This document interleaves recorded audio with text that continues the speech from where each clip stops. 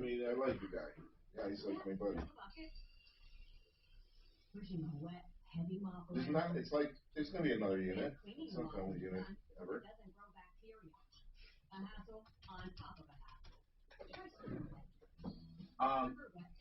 Shannon, I'm getting blue screen. Nothing. Zero. And I really need it.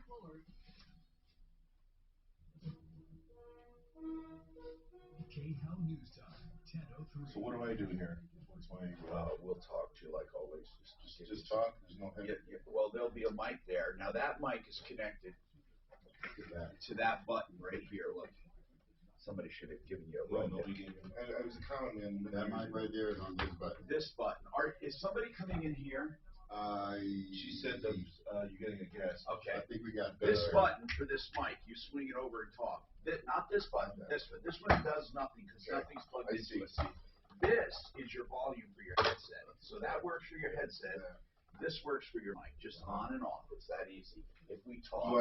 Once I hit it. There's no man. Yeah, you don't have. No, you don't have to hold it. Okay. Yeah, that's what it's going. Hey man, how are you? There he is. Your shirt's coming next week. We got it on order. This exact one. What color? That? Yeah, grayish and I believe they're black. If I'm not mistaken. You say black one As well, yeah. I think black with gold one. Impact Traffic. Traffic Center. This report is sponsored by InsureMax Protein. Okay. That stalled cement truck northbound 25 approaching the orchard. So traffic. I don't got one mouse in there, bro. I'll bring some tomorrow. What do you need? Mouse. I got like fucking 50 at home. Yeah, we learned them all this morning. We used to have each other. We used to have a shitload of them.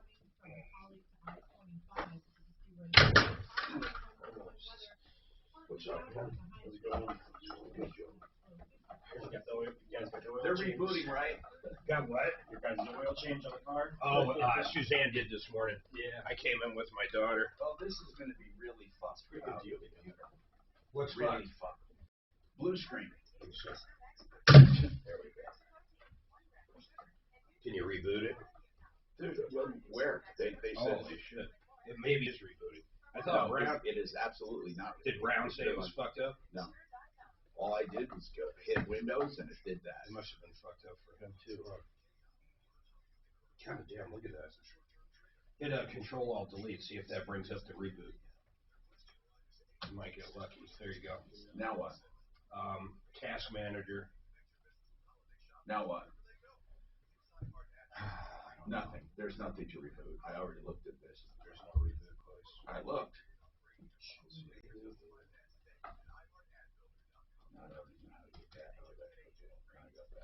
So Control Alt Delete, I did. And I was hoping it would be a reboot. Oh, hit log off. Yeah, it's right on that screen. It should be right there on log off. Oh, wait, down at the bottom. Power button. See, it's not a normal computer. It's on a server. Yeah, exactly. Gotcha. It runs like 5 virtual machine or something. Yeah, that's a whole different setup now. Did you tell Shannon put a ticket in quick? Yeah. Yeah, they might fix it by Friday. Now it's black, so at least I don't have blue. I'd even switch this monitor to the keyboard, but this one's so slow. There's Wait, shutting down on the. I found a shutdown here, so it's shutting down. Now I don't know how to fire back up, but it's shutting down. It should reboot. God. By the way, Mark, I did call your inspector first, but he couldn't get there for a long time. So that's why I went to the other one. Nice guy. It's not Troy. It takes a while, dude. If it reboots, it takes a long time. Somebody needs to turn it on. Hi, Tom Martino, your troubleshooter. Welcome to the only show of its kind anywhere in the universe. We are solving problems, answering questions, taking complaints, and making your life just a little easier. And what we have is any number of problems to deal with. We have guests today as well.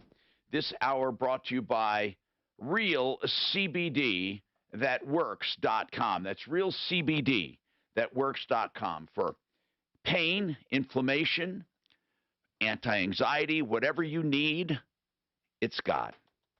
Now, listen, we have Jordan with us from Become the Banker. If you have any questions on that product, here's what we do. We often have people in the studio to talk about things having to do with their products and services. And we can talk about money in general. I know a lot of people, because of the baby boomer age,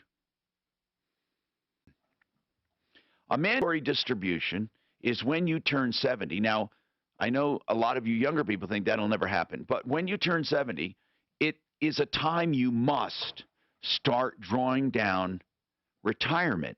Who determines how much of your retirement? There are people 70 still working that don't want to do that. There are people who just want to keep it growing, but they're required to pull it out to pay tax on it. That's right. And if the Democrats have their way, and I'm saying that because it's accurate, not because I'm telling you it's good or bad. If the Democrats have their way, not only will you be taxed on it, you'll pay capital gains on it as well. So my question, what determines how much you have to take out of your retirement? Yeah, and that's a great question. We get this all the time. And just real quickly, 72 is the new Oh, RMD. the new, they raised it. That is the new RMD. But okay, you're absolutely right. What determines it is there's our IRS tables. It's based off of your age, as well as how much you've made. And so it's a little bit more complicated. And you have your companies that'll tell you how much it is, but you hit it right on the head. Most people don't want to start taking that out, but Uncle Sam if they has do, they determine a percentage. Yes, they do. And then what do they do with that money if they don't need it? Well, that's a good point. A lot of people, once you pay taxes already, you don't want to put it somewhere where it's taxable again, on gains in the future. So what people should be doing is putting it somewhere tax-free. But unfortunately, a lot of people either just keep it at the bank, maybe pay capital gains down the road when it gets over $600. Yeah, if they put it in the bank, now they're going to pay tax again on everything they make. You got it. So Become the Banker is a great strategy for this because people who don't want to touch it. Yeah, but why somebody 72, they don't want a life insurance policy? No, they don't. But the pension plan could be a good alternative for money that, again, this is money that's already coming out that they have to take. If they don't want to use it for income and they don't need it, it's a great alternative to put it in different methods. So we'll talk about that. And also, I mean, you guys could do what you're looking for is something that would give you at least some tax-deferred growth, tax-free growth. Chris, what's going on with the auto body? What's happening? Chris? Hello? I don't know if we have a problem with the phone or not. I don't hear Chris right now. Let's see. Is he there? Hold on. Chris? Yeah, this is his wife. Okay. Hi. What's happening? Hi, how are you? What's going on and how can we help you? Hi. So, we have a 2016 Mercedes that we worked really hard to buy cash. Wow. You bought it new? We bought it a couple years ago. Okay. And so you have a 2016. How many miles on it? How many miles on it? Hello? Probably a lot because I don't know why I can't hear her. I'm so. For his job. Do you hear her? Then it's me. Okay. Then it's me. I'm sorry. We'll talk to her, Mark. Can you hear me? Because I really can't she's hear telling you. her story. Keep going. You bought it a couple of years ago. It's 16, paid cash. Yep.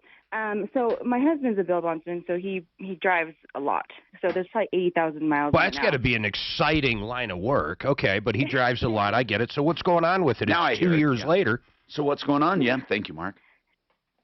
So he bonded someone out of jail, and their parents own a body shop in Arvada, and he has a really good friend who owns a body shop as well, but they offered to fix our car, and everything seemed good, We thought maybe we could get a deal out of it, and 6 months later, we still don't have our car, and we paid $13,000 when they quoted us. So wait a minute. You had the car at one time, right? And then you took it in for repair? Yes. And I'm sorry because my headphone wasn't working, but you were in an accident. The car was in an accident, yes. The car was actually taken from our house. It was stolen and was in an accident, and we got it back eventually. And the damage was only body damage. There was nothing wrong with the engine or anything like that. So it was sitting in our driveway for a while. And they came by to do a bond and said, we own a body shop in Arvada. I get it. So right now, do you know where your car is? We assume that it's in their shop. Oh, and not to mention, they completely blew us off after a while. And after they said, believe in August, the beginning of August, they said, okay, well, you'll have your car ready tomorrow. You just have to pay another $6,000. So, more than double of what they quoted us. And they said, you'll get your car back the next day. So why did the price change? I don't know. But we were desperate at that point because my husband depends on his car. And so we ended up paying it. Then we didn't hear anything back from them. How'd you find this body shop? So we did a bond for them, for their son. And they came to our house, because we work from home. And This is a terrible story, Chris. I mean, or what is your name? You're Allie. I'm Allie. Allie. So right now, the way it sits, your car is at a body shop, and you can't get any information. No, they completely. Well, and I was going to say that. So after a while of us, texting and demanding our car back, they finally said, "Well, do you need a rental?" And so, of course we do, because we need a car. Did they provide a rental to you? They did. 5 months later, we did a rental. So right now, do you have their rental? We do, but we have a police officer that works, that lives a couple neighborhoods down. Yeah. And so he often drives around and checks license plates on the sidewalks. Yeah. And he came and knocked on our door. This is crazy. This is absolutely insane. It's insane. And let's call this place. I mean, if you call the place and say, when will I have my car? What do they say? They ignore us. They completely ignore us. Ignore you completely? Completely. What's the name of the shop? $13,000. 360 Degrees of Perfection in Arvada. Wait, that's the name? 360 Degrees of Perfection? In Arvada, yes. Off of 55th Avenue? 53rd Avenue? Wow, that's a big name to live up to. 360 Degrees of Perfection in Arvada. Yes. Holy crap. And they've had your car plus your money. Yes. And then they give us a rental with fictitious plates. But you have a rental. I don't understand. They don't want is your rental a good car or a piece of crap? It's an okay car. It's a BMW. It's a 2004 X whatever, the X5. It's okay. It's nothing. Well, that's what's weird, though. What's weird is that they are, I don't know, man. It's weird that they're even, taking so long if you have one of their cars. How long have you had that car? Since August 1st. August 4th. August 4th. But the thing is our car's worth about $30-something thousand. I looked at this car, and it's worth about $5. Okay, listen, we happen to have Smarty Marty in the house, first time in a long time, and he's one of our deputies. We're going to have him go in the control room and make some calls on this. This just sounds weird. I mean, it's a very simple problem. You don't have your car. They have your car, and that's it. I mean, and she has a rental, or no, excuse me, a loaner. But she says that a loaner has bogus plates on it. Yeah. Yes. Smarty, you want to take a crack at it? Sure. Smarty, Suzanne's got a phone line for you. Hold on a second. Smarty's like a pit bull when he gets a hold of this stuff, so he doesn't let it go.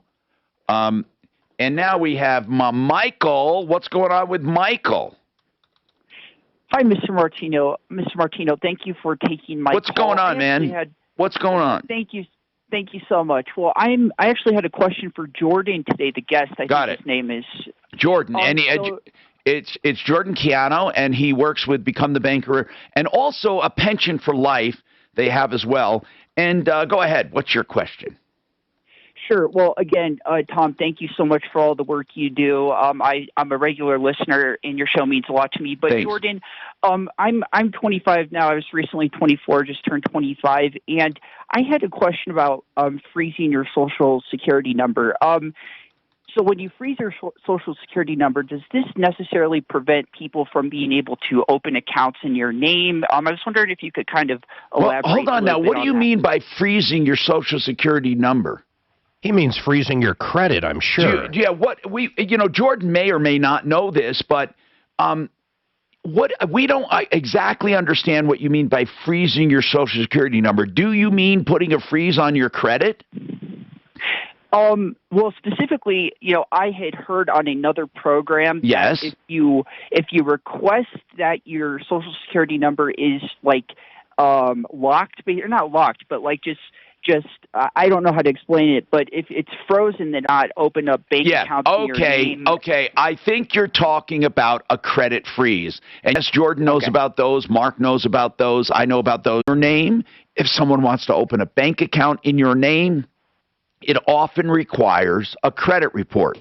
Now, if someone hacks into your Amazon account or your credit card account, that's different. They don't need a credit. They don't need the credit freeze won't help you. So if they get a hold of your credit card or they get a hold of a check of yours with your account number and all that, they can go ahead and make hay with it. They can have as much fun as they want, and it won't affect you. I mean, you will never get notified until it's too late. So the credit freeze is just for opening accounts where credit reports are required. If you have more questions, hang on. I'm Tom Martino, 303-713-TALK. I'm Tom from the Kane Sock Company. At Kane 11, we've reimagined socks from the ground up. That's because we make them in 11 individual sizes for men and 7 for women. Which honestly isn't a bad idea to have. I mean, most people should be having their credit locked if they're not at least 5-10 measurements. I mean, there's so many scams coming out. Transform your sock experience, Fred. I'm looking at credit freeze versus credit lock. The main differences. Yeah, I don't know what the difference is because I have a credit freeze. Here you go.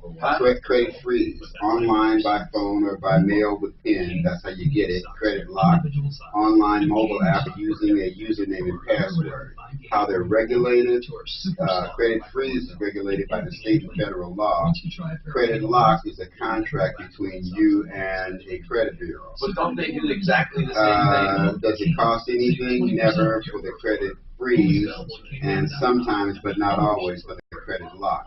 Well, which one do I have when I go online and I can unfreeze it for a day? That's either one. Online by phone or by mail with a security pin. Online by mobile app using a username and password. So your access to it is similar. They sound exactly the same. Yeah, it looks like one you pay for, one you don't. One you could have to pay for. I think the freeze is what you have because there's stuff you can buy it out. Basically, what they're saying is a key difference. Freeze it and unfreeze it. I can unfreeze it, for example, for 12 hours. Yeah. We got any styluses around here or rubber pins? I can punch this thing with, Mark.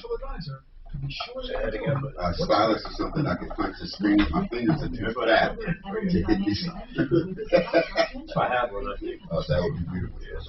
Talk to an experienced financial planner at 888 Oh man, beautiful. Make sure it works. It's like it is. You've heard that before, right? Yeah. Maybe they go get it done, or what the options might be. Hi, Dan Ciccini, done right kitchens and baths, rooms and doors. How about starting with a call to us? For over 30 years, our family company's been designing and completing first-rate kitchens and baths that, frankly, your neighbors would be jealous of. Where to start, Todd? Dad, they just need a call. Oh, and I think I take that back. You're actually have the lock because they're saying it's a lot easier to unlock it versus thaw it out. Misread that. Shower upgrades, a whole kitchen. But they do the same thing. That's Simply interesting. call us for a free in-home estimate, and you'll see how your unique kitchen and bath fantasies will become your reality. Come on, folks, get her done. Once and for all. Kitchens, baths, counters, and floors, and even replace your windows and doors. You have our word, we'll get you right done right. 303-722-2295, 800-362-8370, or drhi.com. I'm looking forward to a play date with my granddaughter. I can't wait to get together with my friends for a backyard barbecue. Frozen credit for everybody and banks that don't take cash. Do you know even healthy adults 65 and older are at Banks that don't take pneumococcal pneumonia? no new banks with no brick and mortar. You can't deposit cash into them any kind of way. Shit, even Wells Fargo, I couldn't deposit more than $600. Yeah, Without the button. it was something absurd. Really? Yeah, for my business account. They would charge me for cash. That's what it was. Yeah. It's like $10 for every 1,000 or something. Wells Fargo's making me with my account. So you can't do cash. Well, then how do you get money to them? EFT. Yeah, but where is money coming from? Where is money coming from?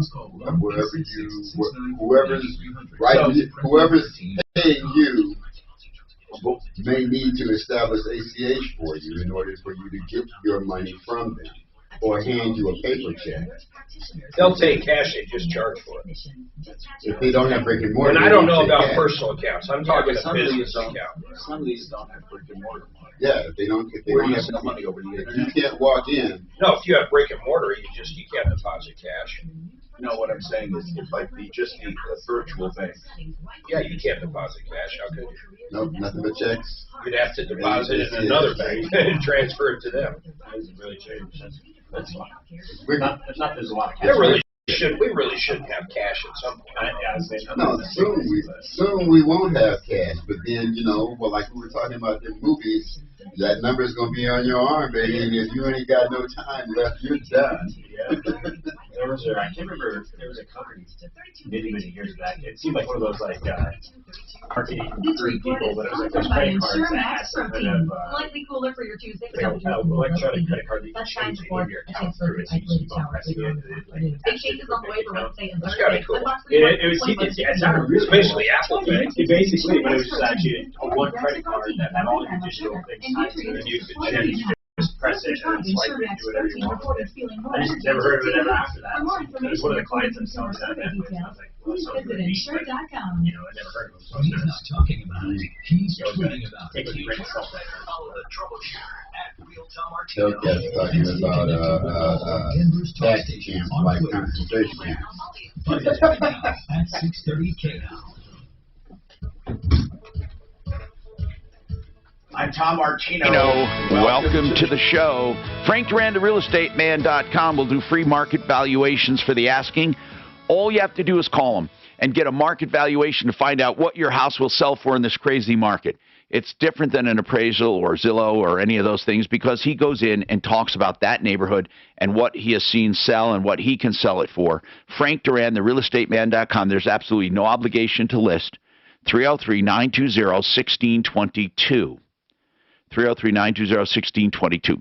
Jennifer is with us now. She has a question. Go ahead, Jennifer. What's going on? Hi, Tom. Thank you. I was wondering, we've done qualified charitable distributions from our IRAs. We've done one. We did one last year. And okay, so you had to take the distribution, or you chose to? No, this is different. A qualified charitable distribution is taking money out of an IRA or a taxable account, but we weren't required to. We did it. You did it to a charity. Yes. Okay, I got it. So can you use the required minimum distribution funds we will have to take out next year? So in other words, if she's going to take money out to give it to a charity under a qualified charitable distribution, can that count also toward her minimum distribution she has to take? That's a great question. I would say that's something that you might want to follow up with a CPA. Well, let's find out now. Yeah, would your dad know, or should I'm going to be texting one of my CPAs text to him. find him out. We're going to get an answer for you. That's a very good question. So let's say people are rolling in money and they don't need the money and they have to take it out of their account. Of course, they could, give it to a charity, maybe. We'll find out. Now, I don't know if you can do it this year, though, and then next year when you turn 72, count it. I don't think you can make it when you're before 72, no matter what. Is that what you're thinking about? You're not eligible for, you're not required until next year? Correct.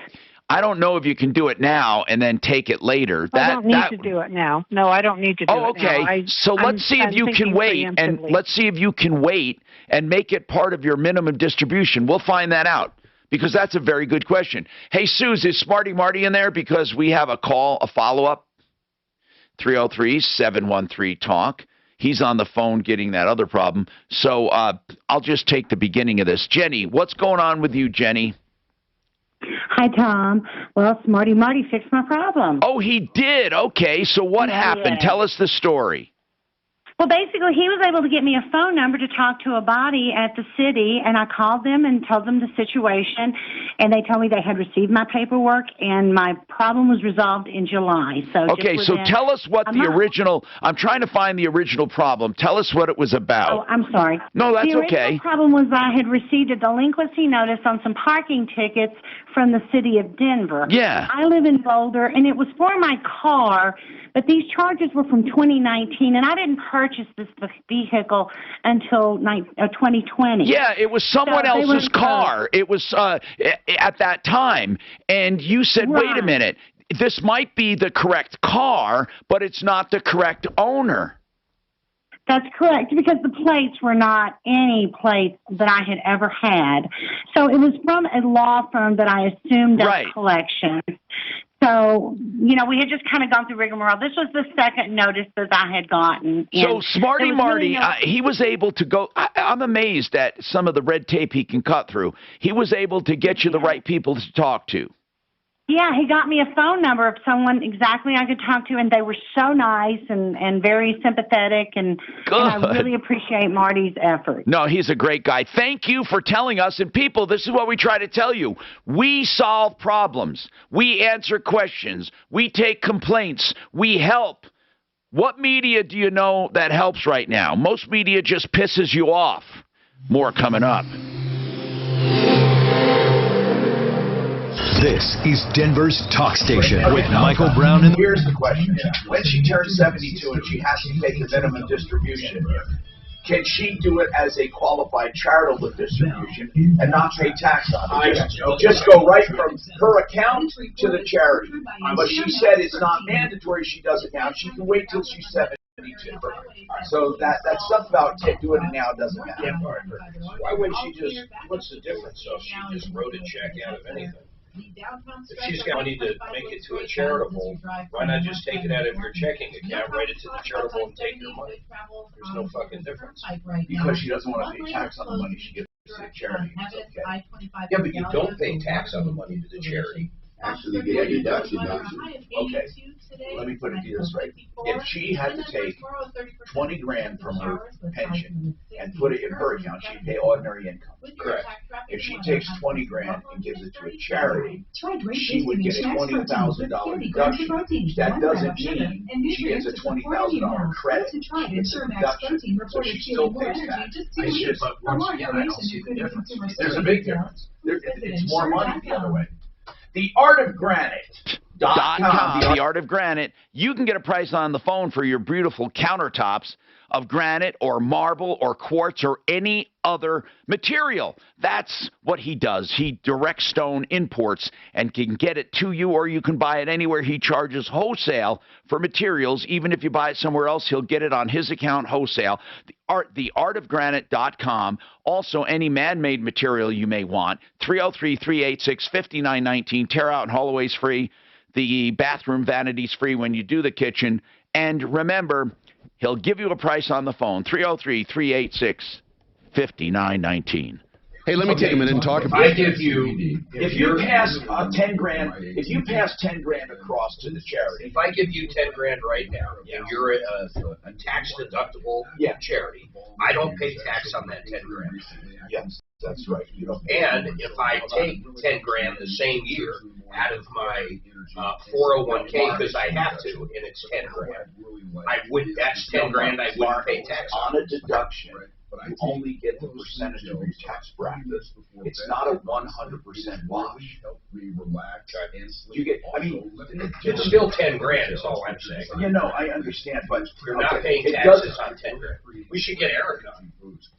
Because if deductions work that way, that would be exactly like a tax credit. I mean, in other words, I was always told, for example, when you pay $100 grand, that's deductible.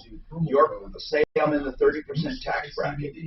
I save 30% of that, not the whole 100. I'm saving 30%. So I'd agree with that. So, but if I got a tax, and if I don't pay any tax, I'm not paying that. I'm not paying anything. I'm trying to fucking. It was so clear to me at one time. A deduction is different than a credit. Okay, a credit is definitely. I understand that, but I'm saying in this scenario, it's the same shit.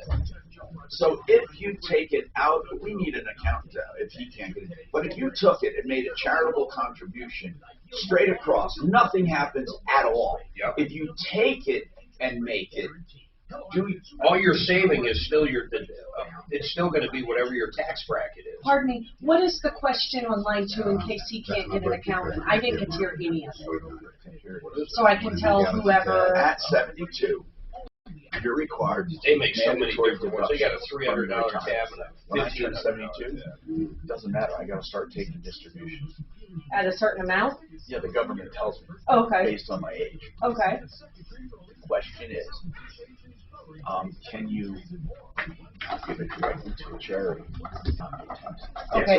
So you have to wait until you're 72 and a half, and you can do it up to 100,000 to a charity. Okay, so you have the answer. And I don't will need be an your expert. distribution. That would be your distribution. Yeah. So she can get up to 100,000, and then basically, if she was trying to postpone it, like if she was doing it this year, or I guess, then it would be a little bit more complicated. I guess Well, she more can't paperwork. work. But she can do it for this purpose. Why not just You don't understand the benefit.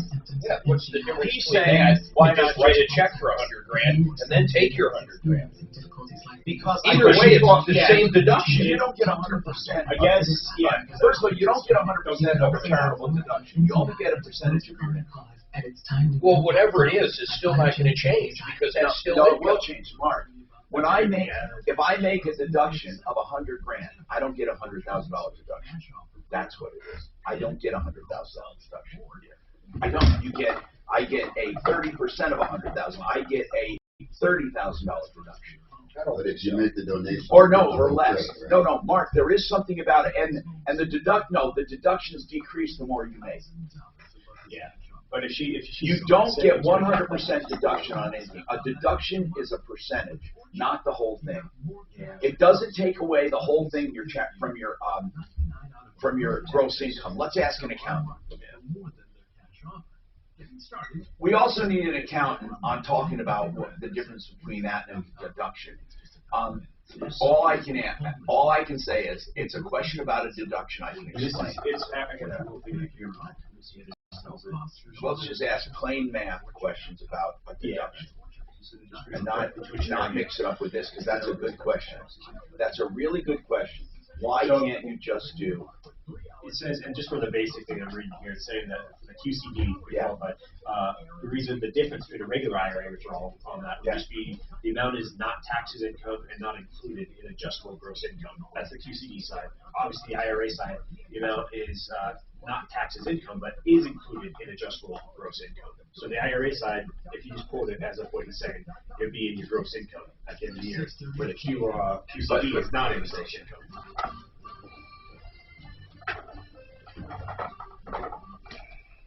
Hi, Tom Martino here, 303-713-TALK, 713-8255. Jennifer, we did get an answer on when you turn 72, you're required to take distributions, mandatory yearly distributions, and they base that on life expectancy and the amount of money you have in your account. And then you have to pay ordinary income tax on that money since you didn't pay it going in. Now, what about the qualified charitable distribution? Are you allowed instead to make it go to a charity and not pay any tax on it? Jordan? Yes, and so you are, and it's up to $100,000. That's the limit. Okay. So that's one of the key in 1 year? In 1 year. So every year, if you were that rich and had $100,000 coming out every year, you could do it directly to a charity and never pay tax. Essentially, yes, you're absolutely right. All right. Now, Mark had a question which we're going to get an answer to. I don't want to muddy the waters right now, but the question was this. How is that different than her taking her distribution and simply giving it to a charity? She gets a deduction for it. And we're going to ask an accountant about that because, as I remember, I thought that when you take a tax deduction, only a percentage of that goes toward 60% of AGI, adjusted gross income. So you can donate in cash. I'm not talking land, cars. 60% of your AGI. What does that mean? Well, it means if your adjusted gross income is $1 million, let's say you could donate 600. You could donate 60,000. If you have an income, they allow you to donate up to of cash. You can also donate other stuff, which has different rules. Yeah, but what's the deduction on it is what I want to know. Well, I don't think it matters. It's whatever it is, but you can only claim that deduction up to 60% of your AGI. Oh, and that's something, also that I'm reading here is if you're taking it as a regular distribution, that might affect, your Medicare premiums and other areas of that you're taking that adjusted income if you're doing a full IRA distribution, where the charitable distribution, in this case, it doesn't count against your qualified. That's another thing, income. Mark. If somebody does have a low income and they're in a nursing. Yeah, but we're talking to, that's not who we're talking to. We're talking to someone that's getting ready to donate a lot of money. Dorothy, hey, am I late on the 30 break there, bro? Shannon, am I late on 30? Okay, I'm sorry. Dorothy, what is your question on a car title? I have to take a quick break here. I'm very late. What's your question? Tom, I'm 82, and I have 2 cars with clear titles, my name only. And I have a daughter I would like to give those cars to. Do you recommend I take my name off the title? Oh, hold on. No, Dorothy, that's really easy. You want to leave them when you die to someone, or do you want to give them away? Okay. Well, I want to give them to her as a gift. No, yeah, but do you want to do it now? And you don't want to use the cars now until you die. You want to give them away right now. Well, no. After I am gone, I would like for her to have those cars. Okay. And I want to make sure she'll get them. All right. You hold on. We got noise here. That's me. I'm okay. So here's what we do. Listen. There is equivalent to a beneficiary deed, but it's a beneficiary title, I think, for cars. I think Colorado has that. We can ask Blake Harris. But hold on, and we'll get you the way to do that, all right?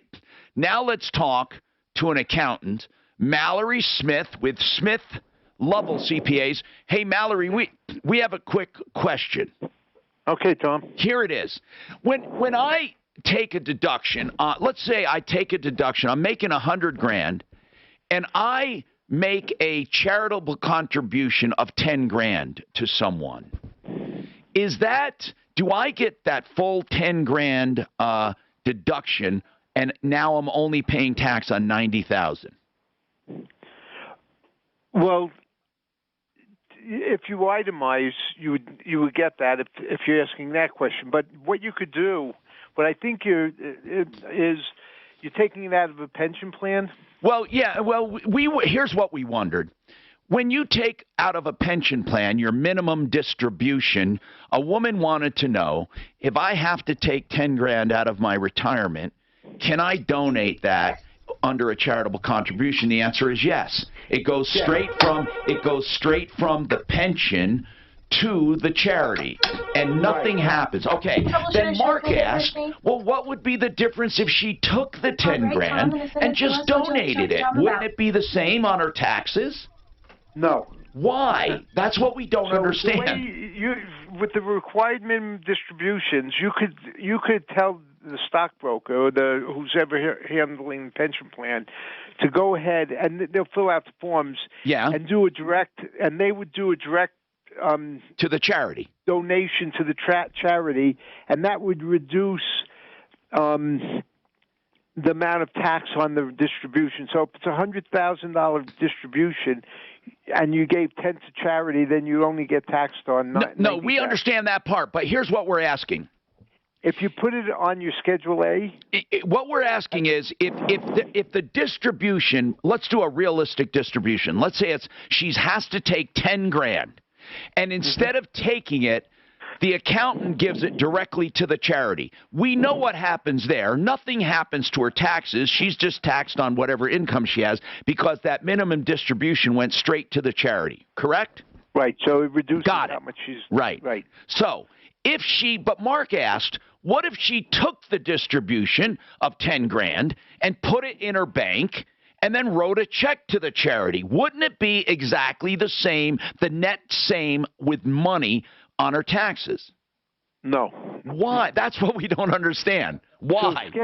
So you would have so in case one you would have 10, say 100,000 minus the 10, you get a tax of 90. In case two, you have the 100,000, but the minus 10 is below the line. See, it's on Schedule A. Yeah, and so when a deduction is on Schedule A, how is it different than a direct? Yeah, how is it different? Well, if you take the standard deduction, you're not going to get use of the 10,000 donation. Oh.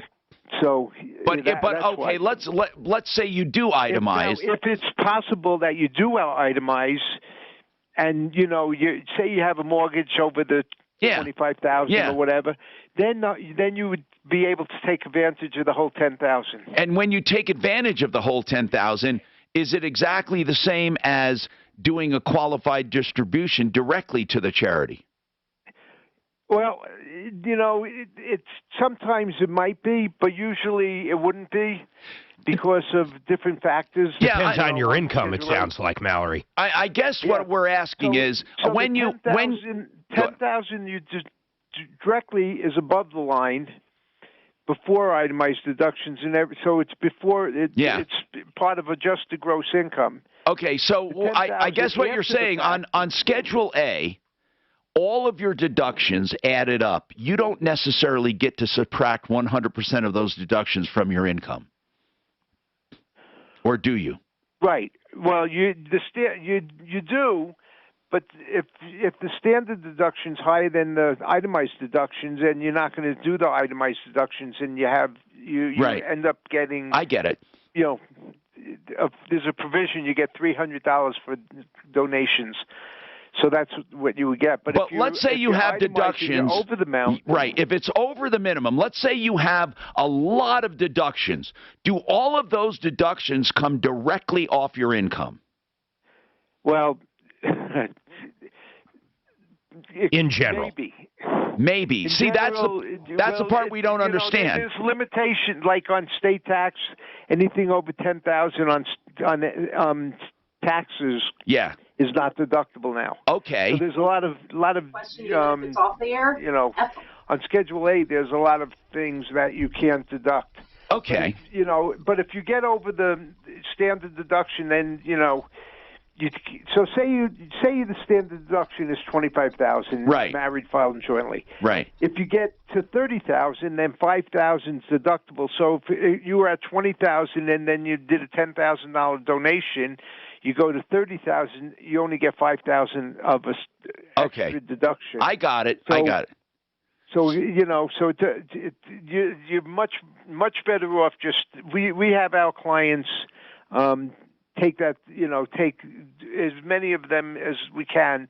We have them go and directly pay it to the. I get what you mean. Retirement plan. What you call above the line. Above the line, yeah. Right, before it hits your taxes. I get it. It is a bit complicated, but I remember an accountant telling me that you don't get 100% of your deductions. Not all the time, and very seldom do you get 100% of your deductions. But anyway, we'll take all of your other questions now. Dorothy, we'll get somebody for your car title, and Jennifer, we'll get to you and Tom right after this. God, that gets complicated. Yeah, it's because everybody's different. But I remember somebody telling me one time. I think in your case and my case, there'd be no net fucking difference. There'd be no net difference. Because we're never taking standard deductions. No. But we are limited. And when you're over 72, you're still going to have income. So you'd never have a standard deduction. This woman called, man. She was so grateful to for the Jenny. The parking ticket. Yeah, I just found She wanted to know if you were single. didn't do anything. I just found a phone number and it was already taken care of. So it wasn't anything I really did except get her a phone number. I run you all the time. My QL muscle, I sprained. It's been spasming. Oh my God, it's terrible. I got it adjusted yesterday. You see all these Fed guys stepping down because they were trading stocks they were pumping? Our Federal Reserve are of crooks. I got some info on that. It's unbelievable. All right. Sheridan Auto Tech, my kind of auto service. They even do electrical repairs and maintenance, and that's a rarity, but they do it because they absorbed Lakewood Auto Electrics. That's SheridanAutotech.com, 2 locations in Aurora and Lakewood on Colfax, okay, just west of Wadsworth, on Havana, just south of 6th Avenue. Uncle Kevin, I call him, because he treats everyone like family with honesty, experience, knowledge, convenience, and value. 303-455-7242, SheridanAutotech.com. Whether you're interested in saving money on your mortgage, so anyway, I had an adjustment yesterday. And then you get slapped on the wrist. It brings me to the box. You know, the QL, that deep little fucking muscle. So what I did was I hyperextended it when I was stretching, and all of a sudden I feel. I didn't realize they were buying stocks or company. No, I didn't realize that. That's why they're all stepping down. I agree they've been crooks forever, but that's like above a crook fucking. I would go to a massage therapist. What's that? Massage therapist. Oh, I did. So I did that. I did a that order. Yeah. Fuck. And then we're going to get rest. I thought they worked through it. We didn't hear it the first time, and I tried to work through it and make it worse. Sometimes you general saying everybody told and it'll go back to normal. Biden not to leave $2,500. Based on your history, what you're telling me. It's unfucking believable. Biden's going, no one told me. Or they're saying, we all told you. 2 days rest. No one told me. It's like, it's the Chris Rock thing. It's fucking insane. So I got some news on the case. This lady who called about the Mercedes that was in the shop for 6 months. Oh, what they say? Yeah.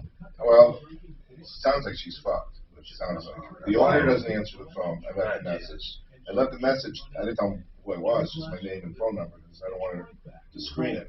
I called the shop. A manager named David answered. He says, I wasn't working when that car was brought in, so I can't give you any info. But he passed the message on to the owners. Who's this? So I spoke to the client. She says she spoke to an attorney who told her to get a tow truck and go over there and get it towed out with a witness.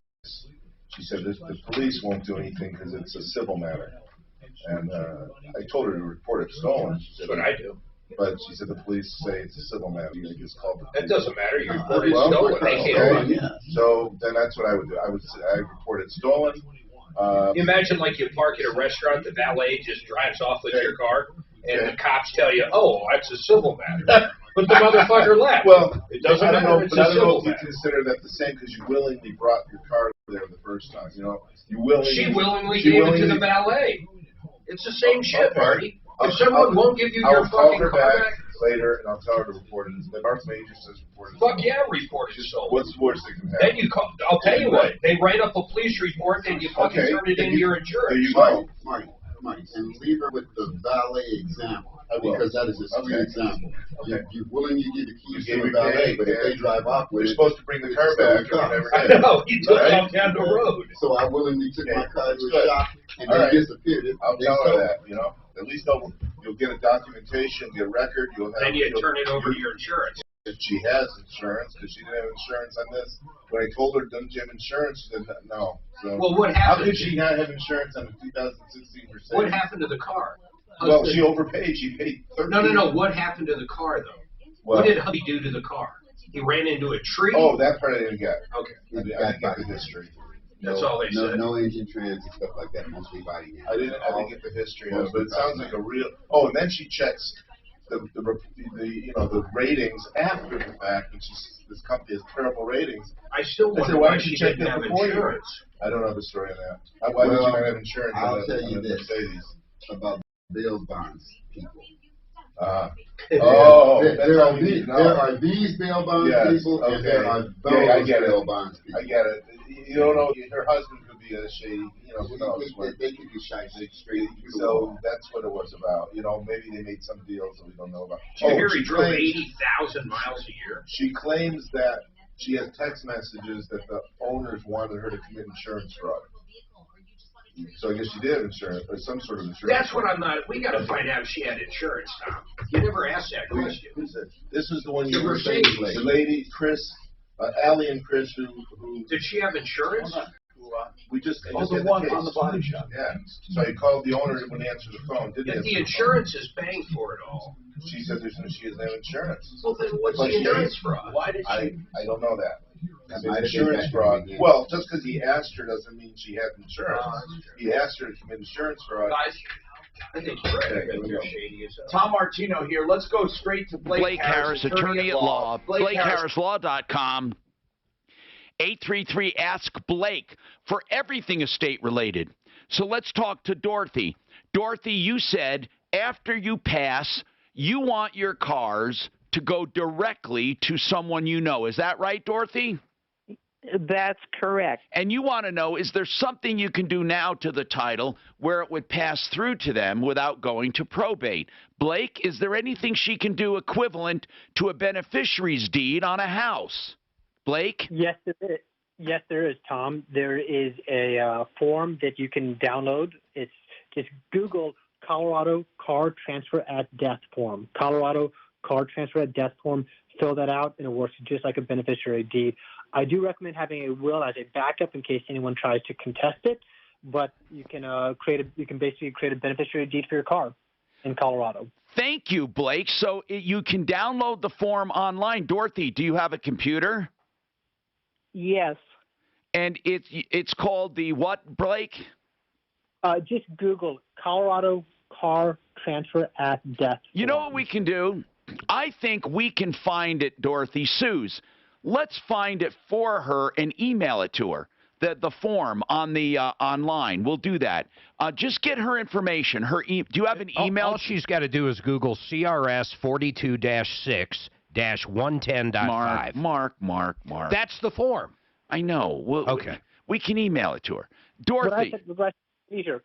Colorado Car Transfer at Death form. Do you have an email, Dorothy? You know what? I don't have a computer. My daughter does. Oh, good. Then your daughter will do it. Okay. Tell your daughter to download, Mark, or tell her what you Google. Yeah, you don't even download it. If you just do that CRS 42, Suzanne can give it to you, but if you do that, it'll pop up in a PDF form. You can fill it out right online and print it. You're done. Will your daughter help you fill it out? Oh, yeah. Okay. Blake, I got a question for Blake, though. Blake, before 2016, what would you have done? So,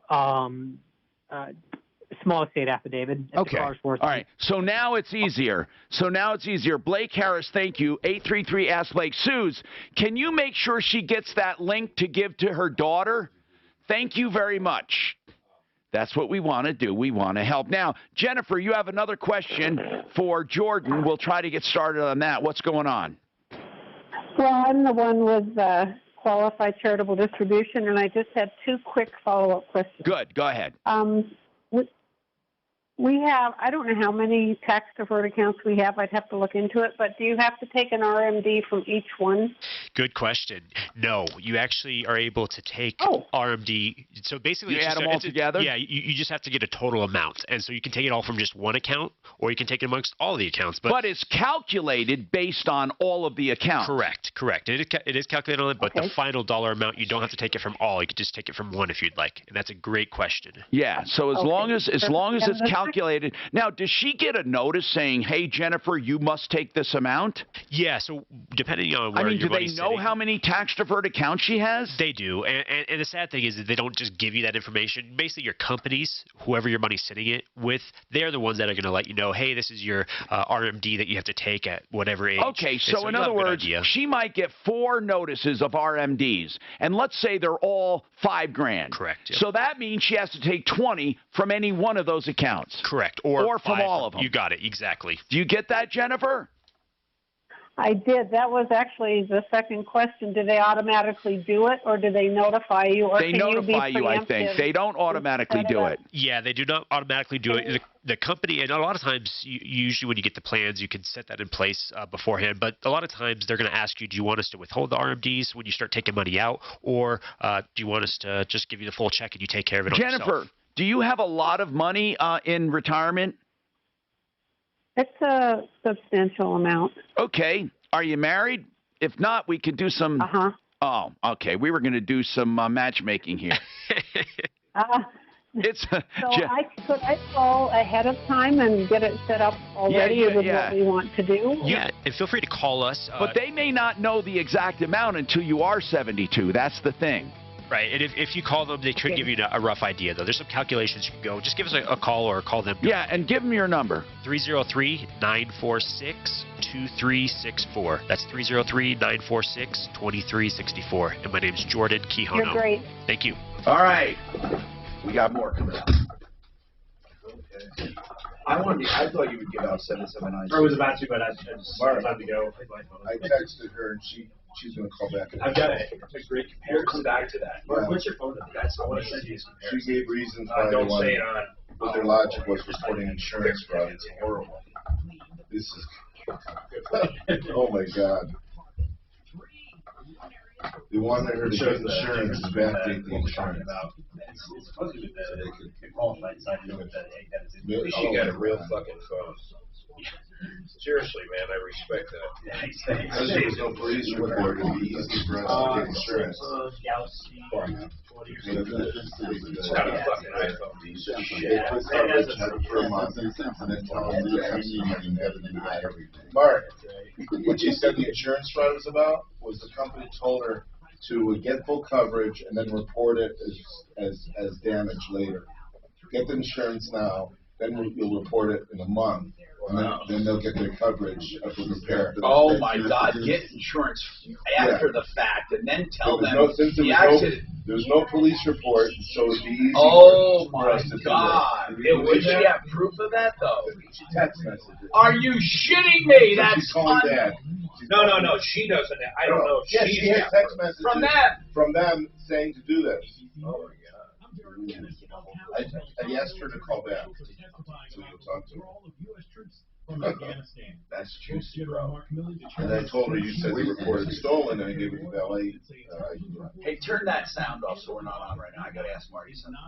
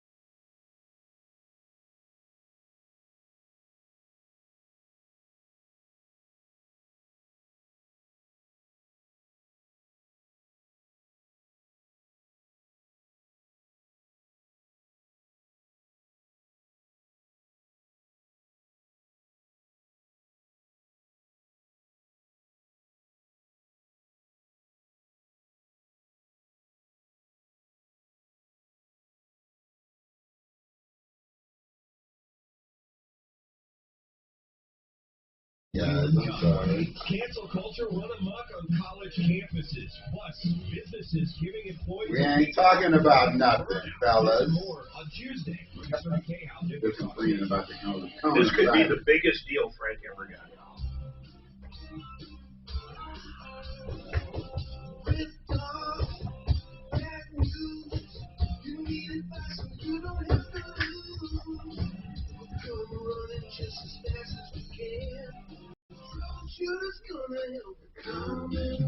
Is Chris the girl? Wait, is it Chris we're talking to or his wife? Hi, Tom Martino here. Welcome to the show. 303-713-TALK, 713-8255. We have a story you're not going to believe coming up in a few minutes that Deputy Smarty Pants uncovered with Allie and Chris with the Mercedes at 360 degrees of perfection in Arvada. You got to hold for it. I want to take a couple people. Oh, wait, they're not there right now. But they were online. Let's get them back if we can. No, she's not there. I'm looking at the line. It says it, but she's not there. So we'll go back to that. Right now, we're going to talk to Tom, who has a question for Jordan. Jordan is with us. Jordan Chiano, financial advisor from becomethebanker.org. And they talk about Become the Banker, which is a life insurance product. And I want to make this clear. They don't care about the life insurance. They care that with the life insurance comes that tax-free account that you can use tax-free your whole life. They show you how. And you use it instead of credit cards, instead of, that. And then it grows for your retirement. They also have a pension, which is separate from that, for other people that may not need the life insurance component and have a little more money to sock away. They can buy some really good income. Anyway, Tom, what is your question? Yes, Okay, trying hang to on a minute. understand that That's not starting Doc. I don't next know year, why you the said that. RMD tables are being revised slightly. So how could I put it? A little less painful on the amount of money that's. You know anything about that? Yeah, they made a lot of changes. Like Jordan told me today, I just learned it was raised from 70 to 72, and then also the percentage was lower. Jordan. So your exact question, I mean, there's a lot of differences that were put in with the Secure Act, and a lot of changes, I should say. So what is your question, Tom? Yes, I've read that starting next year, not this year, but starting next year, the IRS is revising those tables. Right. Do you know what the change will be? I'm not aware of what the changes are yet, because, again, anything can change in the drop. But I know they've been talking about this for some time. And so I think it's just a matter of you always got to keep pretty much in line with what's going to change. And next year and actually even beginning of 2022, we're going to have a better idea of probably what those changes are going to be exactly. But the main thing is just the higher catch-up limits. You get the age difference. There's a lot of many things that we could talk about. Yeah, so, I mean, right now they don't know what they are, do they? They haven't actually come out with it yet, have they? Not that I'm aware of exactly for each one, but this is where, CPAs and tax consultants, we keep them close in our firm to keep a close eye on that because taxes are always changing. They're always going to be changing going forward, so you always want to have somebody that's very knowledgeable in that field because that's a whole different arena with a lot more books with different laws, right? Yeah, when are you 72? You asking me? Yeah, Tom. Oh, yeah, I'm past that. Yeah, I've had to take out the RMD. How much? Okay, so you've been taking out mandatory distributions. Yeah, and I thought it was good news that they're going to give us a slight benefit. I guess it's because of people are living longer. They're going to revise the table. Right. That's right. And I wanted to ask you something. Do you use what you take out? I just put in savings. Yeah. See, that's terrible because it's going to dwindle and you pay tax on that but that's a lot of times that's all people know what to do with their minimum distributions. Of course, some people have to live on them. At least you're blessed you don't have to live on them. 303-713-TALK. Whoops. Keith, what's going on with you, Keith? Well, you do what? Like 35 on the phone? Hang on a second. Hey, hello? Yeah, Keith, you were working with Deputy Smarty Pants, right? Deputy, yes. Yeah. So he called the security company, and they actually started they finally reached out to me after a while. So whatever he said, it did good. And he's batting 1,000 here, by the way. Keith, listen to this. I want to tell people, Vio Security, you were paying for monitoring and not getting it. You're not the only complaint we're getting about Vio. They really kind of suck. And and so they reached out. Are they going to at least start monitoring you? I've already gone with ADT. I'm done with them. So I'm not. Are you going to get your money back from those idiots? I don't have any representation to get it back. The doc said that I would have to probably just find an attorney. So if you could point me in a good direction. Wait, hold on. He told me yesterday that the management was going to work. Okay. Well, I thought Keith, that when they called you, didn't they say they would work with you on a refund? They did not say anything about a refund. They just said, we'll see what we can do. Oh, okay. So that's what we need to stay on them about. How much have you paid and did not get?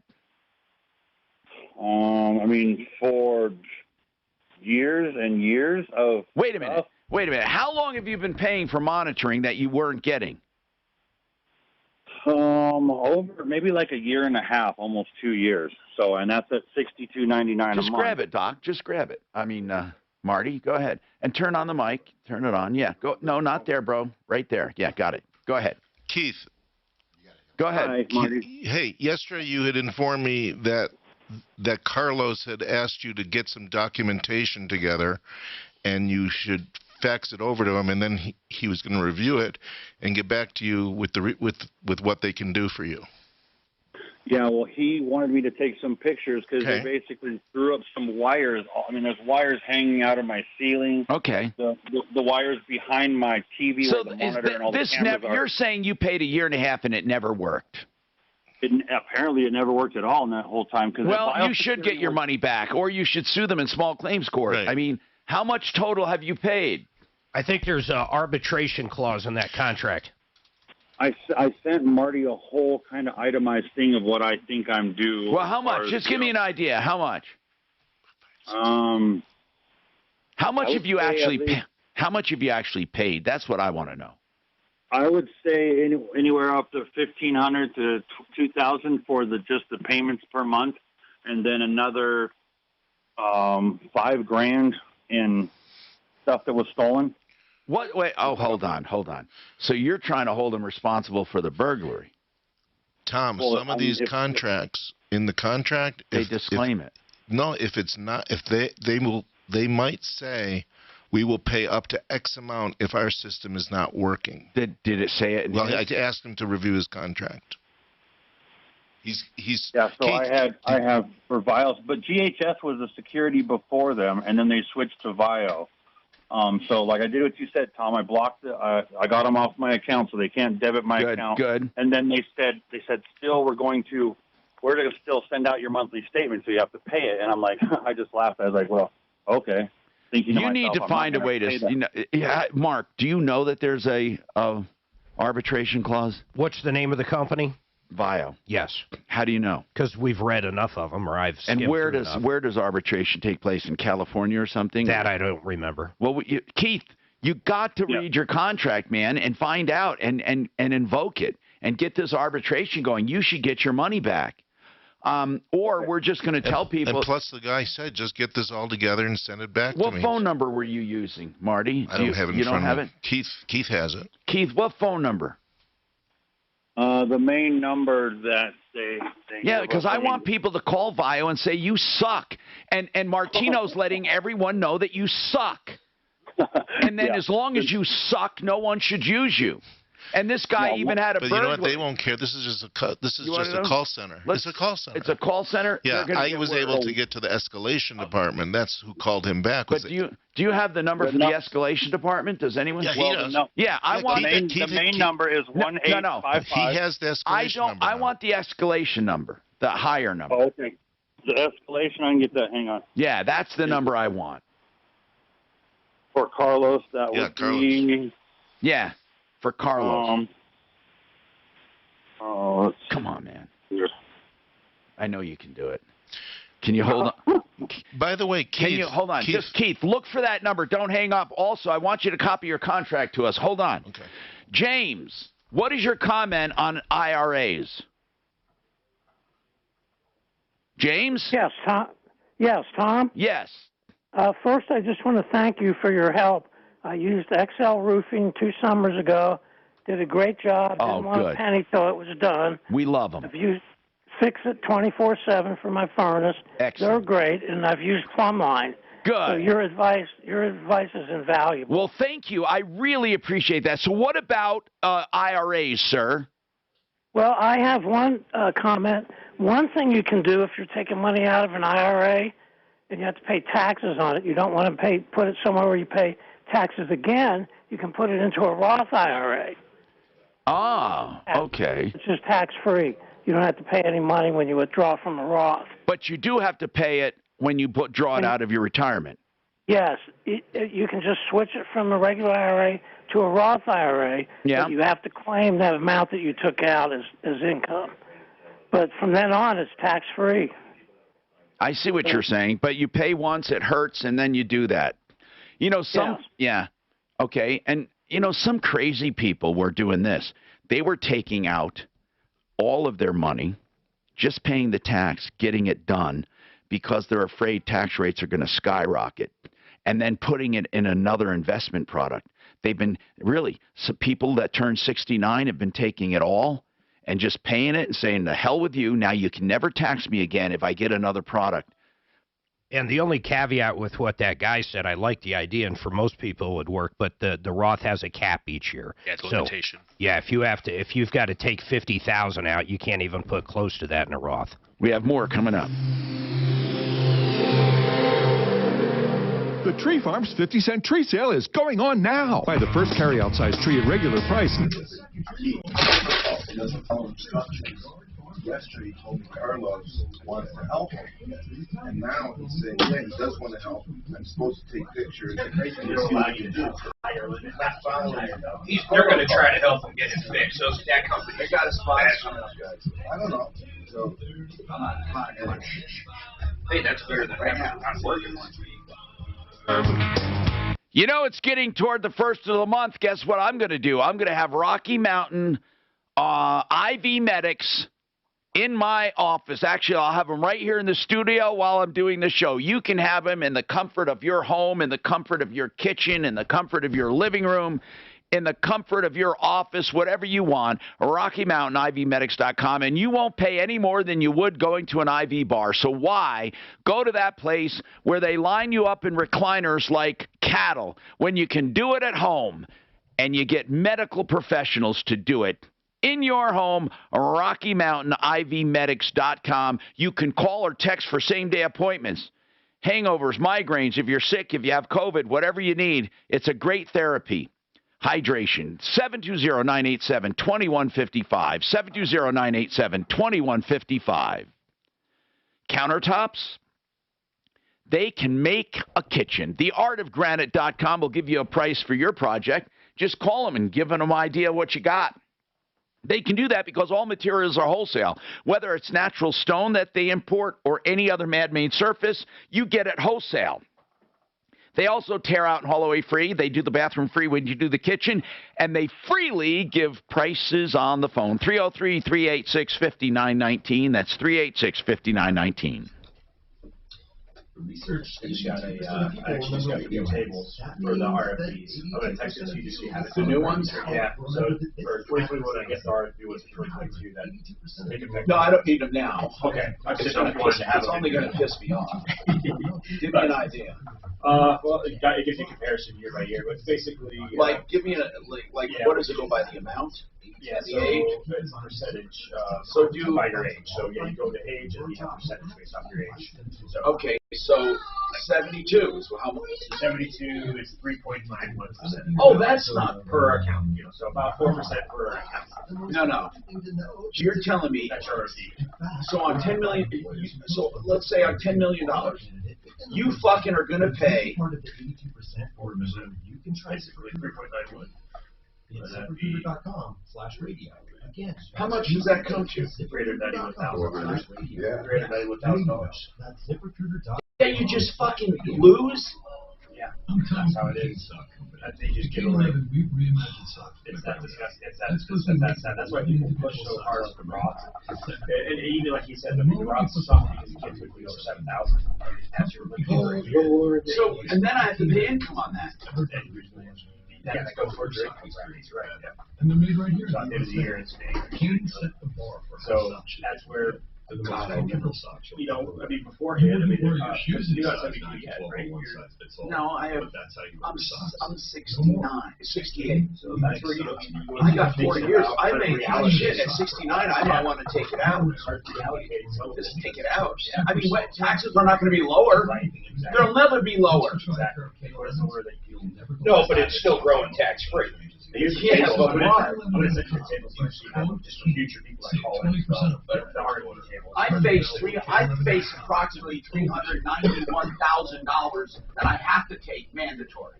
Yeah. Research shows that people remember. Then I have to fucking pay taxes, and so I'm going to be paying $150. Every mutual insurance company customizes your home insurance, so you only pay for what you need. Take it from sorry, and that was actually going off the. That's going off the old table. We just see what to do with his 75. Text that she says is fraud because if you want to read it down the line. So it's a little bit lower. It's 3.65, so but not much. I know, yeah.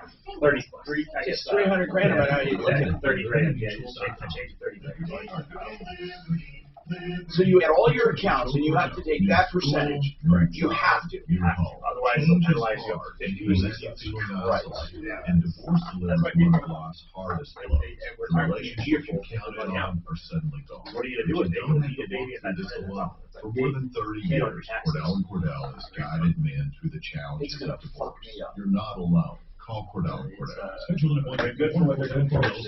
What about college funds? What do I do? What if I took it out and put it in college? I don't get a deduction. I mean, you have to talk. I mean, you have some ideas. 539 pages, deductions for education, but it's not much.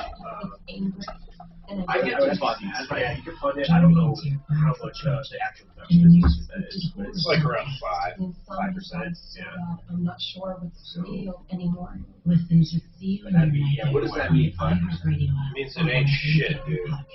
It's not going to give you much of it. It's not what you think. I looked into it. It's fucking stupid. Yeah, but what if I'm taking a mandatory distribution and put it in one of my expenses? Maybe it's still the Well, amount. that's where maybe a charitable distribution makes sense, like you were talking about earlier. It's a charitable distribution. That's not a charitable distribution. No, not for that, but for To be honest with you, I don't want to get 400 grand. I agree. Charity. I got charitable distributions called Bonnie and Dolce College.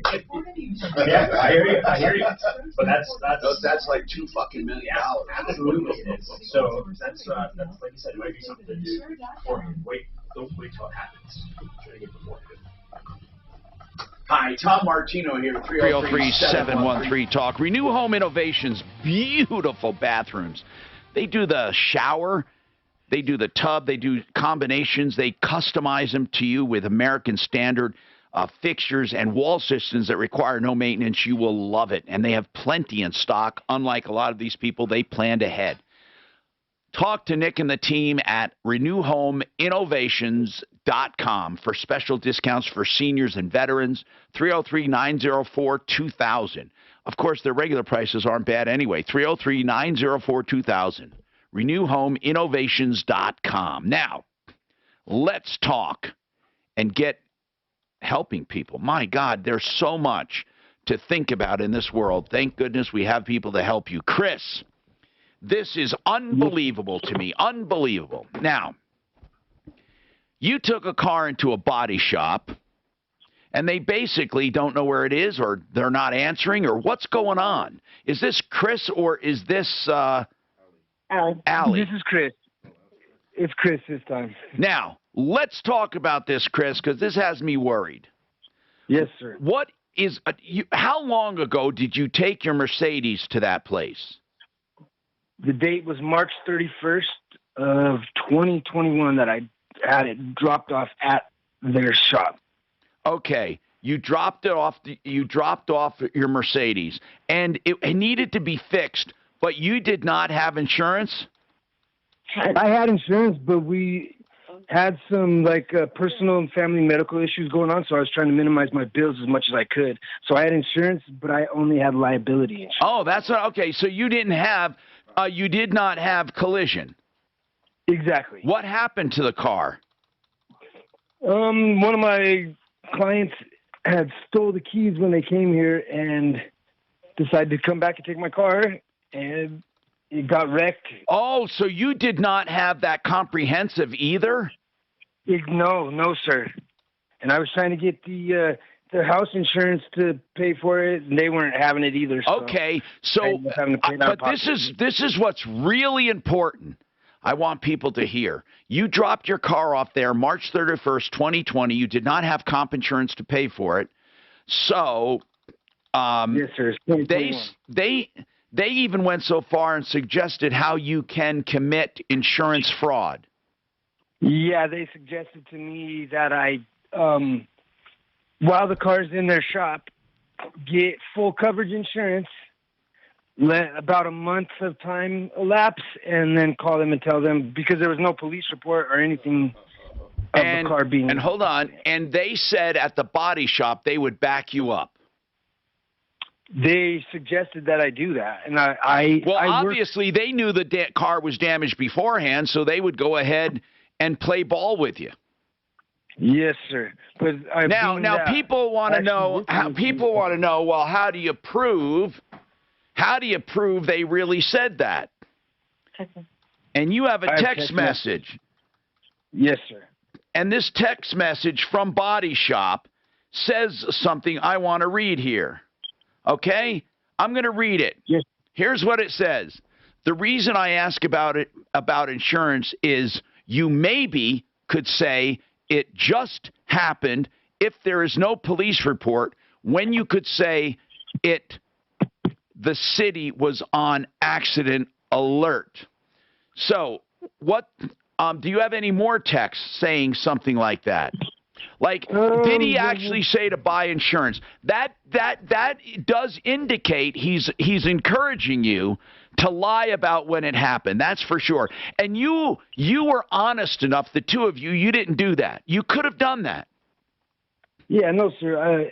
With my job, I actually work for an insurance company. So, I know the ramifications and everything that comes along with committing insurance fraud. So that's definitely not something I was going to do. What do you do for the insurance company? I'm a casualty insurance agent, actually. I write insurance policies. Okay. Bail in the state of Colorado is considered an insurance policy. Okay. Oh, you do bail? Yes, sir. Oh, my goodness. I may need your number for Mark. You thought... no, listen, man. Yeah, doing bail. So you meet a lot of characters, don't you? Definitely. But to be honest with you, mostly it's just, a lot of it, to be honest with you, is just normal people who forgot about a date or whatever, you know. So tell me... but I do definitely meet some characters. Do you ever have to go out and find those characters? I used to have to do all that stuff by myself, but now, fortunately for me, I contract through the best recovery, in my opinion, recovery agent in the state of Colorado, and he does a good job for me. Oh, cool. So you contract that. So Dog the Bounty Hunter, isn't he from Colorado? Yes, he most definitely is. Commerce City. He is. So do you ever watch? Is he still on the air? I don't know. But anyway. I'm not so sure. I don't think that he is after But he his is. wife had passed. But Tom, he just made the news. He's searching for that laundry kid that allegedly, was traveling with the Gabby girl that's dead. Oh, he's searching for. And yeah, didn't his wife, he's making didn't his movement. wife die? I know that was so tragic. Sad. It was really. She was. I think it was cancer. Yeah. So Chris and Allie, listen. Right now, if you call, when's the last time you talked to them at 360 degrees of perfection and thievery? When was the last time you talked? When was the last time you talked to them? The last message that they returned of mine was... We're looking at it right now. Give me 1 second, sir. August 24th, was it? I believe it was August 24th, yes. Okay, and what did they say? August 24th, they said, unfortunately, it is 3 parts that we are waiting on, and they have been ordered and paid for from separate places to see who gets the parts to them first. That could be, listen, that could be true. I'm not saying it is. It could be true because everyone is waiting on parts. Now, have you paid any money up front? I've paid 100% of this. How much did you pay? $12,453. Okay, so you paid up front. Now, do you know where? Have you ever driven over there? If I paid that much money over, I may have driven over there to see what's going on. Did you do that? I definitely did. And Tom, no, I didn't pay that money up front. They originally quoted me $6,000. Yeah. I paid $5,000 of that up front when they started the work. On July 7th, well, that's okay. So far, though, you've paid. So far, you've paid that much, right? Yes, sir. But I was just telling you the circumstances under me paying the second half because she told me that the 12th of July my car would be done. All right. So this is 360 degrees of perfection and thievery in Arvada. March 31st, they drop off a Mercedes. The good news is they have a loaner, which, by the way, if I didn't get my money back, they'd never get the loaner, ever. I would, if it was me, I'm not telling you to do this, I would make them take me to court. I would drive the wheels off it, and I would find some way, and I would report my car stolen. If you go over there right now, do you know where, can you see your car? No, sir. It's all locked. It's locked up in a secure, facility. Are they open right now? Just report it's stolen. What's their, hold on. Yes, yeah, okay, fine. Let's do it. But what's their phone number over there at 360 degrees of perfection and thievery? What's their phone number? Hold on. We got that, Marty? 303. Is it 303? Did you call them, Marty? Yes. 422-0406? Yeah. What did they say over there at 303-422-0406? What did they say? David answered. He's a manager. David is the manager. I told him the story. He says he can't comment. He started working there after this car was brought in, and he knows your show, so he knows the power of the show. He's going to tell the owners that I called. Who's the owner? It's Susan and Stephen Hogue. Owned. I believe, sir, too. I believe that David is her son. Susan and David Hogue. They didn't answer. I had their phone number. They didn't answer. What do you mean their phone number? Well, I was given a second number, which is their number. What's the second number? 720. 720. Martino Marauders, yes. 862. 862. 7185. 7185. A lovely day for fraud. Listen, the only reason this is weird. I don't like the idea that they suggested insurance fraud and it's taking this long. But now I have to be fair. Honest to God, I have to be fair in a way. If these people wanted to commit fraud, I don't see them giving you a loaner for all this time. That's the part. Mark, what do you think? That's the part that befuddles me. If these people just wanted to spend the money and commit fraud, they've given them a loaner to use. Yeah, but the loaner was worth like $4 or $5 grand, they said. And they've got some worth 15 or 20. When they gave it to us, it had fictitious plates on it, so it's useless to me. You can't drive it? No, it has fictitious plates. Where do the plates go? They come back to a Nissan truck, and they gave us a BMW X5 that's like a 2004. Yeah. And Tom, we have a police officer that lives in our neighborhood, and he often drives in the neighborhood and runs plates of cars that he doesn't recognize. So he ran the plates, and he actually came and told us, and then took the plates off the vehicle. And we told him the story, and he said, take it back to them or figure it out. But, wait a minute. This guy took the plates? He's a police officer? Yes, sir. Why doesn't he go over and do something? Because we live in Brighton, and that's in Arvada, so I think it's just out of his jurisdiction, right? This is absolutely mind-boggling. Hold on, I'm Tom Martino. We got to do something about this. 303-713-TALK. This is Denver's Talk Station with Tom. Says she spoke to an attorney, and he said get a tow truck. Get a tow truck over there with your car. Bring a witness with you. And Mark says reported stolen too. This report is sponsored by InsureMax Protein. She said the police said it's a civil matter, which is why the sheriff won't come. walk for light pole installation and 1 lane for each direction of items for utility work between I-25 and Valley. So is it worth mentioning over here again that one gentleman that asked if there's This is like a movie. This is like a Lifetime movie episode. They gave her stolen plates. They gave her plates from a different vehicle. Oh my God! It's not a stolen vehicle, though, is it? The plate? Well, Mark says reported stolen. Oh, his. No, she said that these people should report their car as stolen. Yeah. At least get a report, get documentation. Yeah, what sucks is they have You no got the insurance. analogy of the valet. You give a car to a valet, it doesn't come back. Yeah, but they don't have insurance, so I don't even know what the. Hold on, Mark. Guess where I'm going? I'm not proud of it, but I'm going there. Colorado Pain Care, Sport and Spine. Yeah, I was over the hump. I sprained myself. I can't help it. Colorado Pain Care, Sport and Spine, 303 Got Pain. These guys are for real. They get to the pain. That's what they deal with, pain. And they help you get over the hump so you can heal. Last time, they got me pain-free.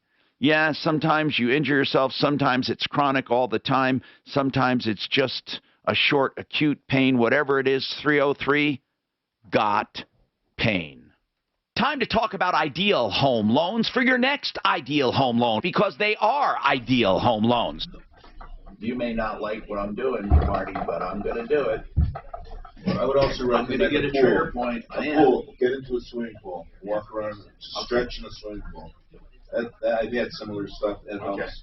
You just range of motion in the pool. Okay. Now, Marty, I want to ask you something.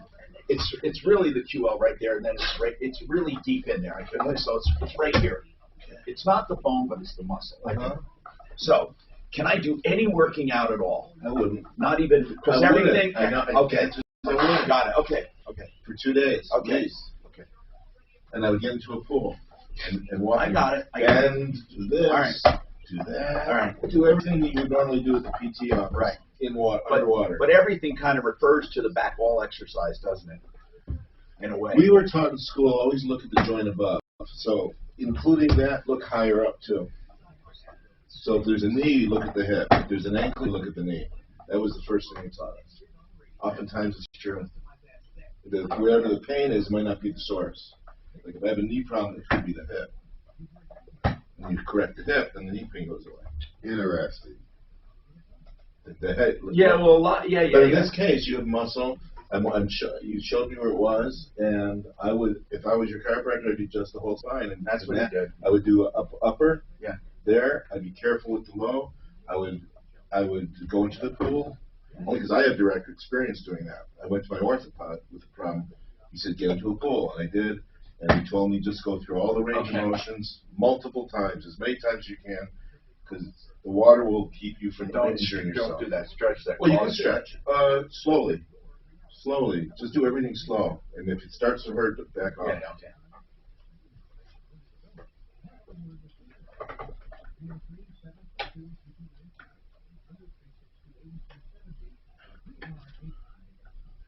I'm fucking switching my own. How's your iliotibial band? You know, that's on the side. That's often involved with this as well. It's painful. It's referring to here sometimes, but not down. Okay. It refers to here and here. I would, and it goes up. And when my leg gives out, it does it in here. Have your massage therapist work what's called iliotibial band, which is going to be really painful. It will be so much relief when they're done. Yeah, she's talking about that band that goes down the outside of your leg here. Yeah, she is so athletes, Tom. That's what's killing me all day long. Athletes often will always have that issue. If you don't stretch, you'll always have that issue. So I got to stretch this well, way. Got to force it. But when you go to a massage therapist and work on that, it'll be so much relief at the end. It'll hurt like an MF when they're doing it. You want to kill them. And when you're done, it's so much relief. I know. When I lay on my back and, and just put my stirrup on and pull it like that, it murders. Yes. Yeah, you work it, and that's a very damn area that's involved all the time with athletes. Can I kill the auto body call now? Can I kill it? No. Oh, you're going back. Okay. This is a good one.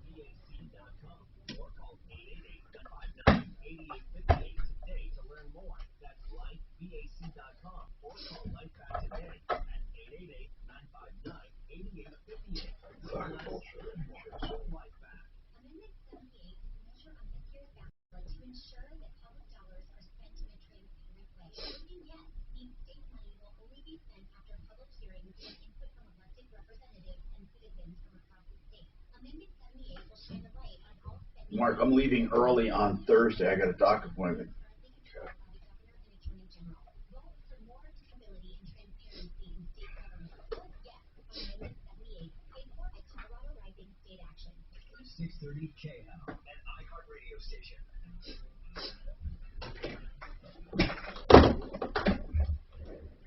Hi, Tom Martino, your troubleshooter, 303-713-TALK, 713-8255. One Clear Choice Garage Doors for all your garage door needs.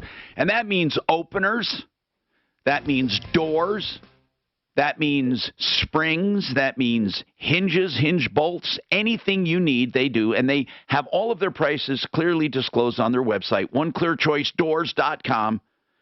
These guys are great.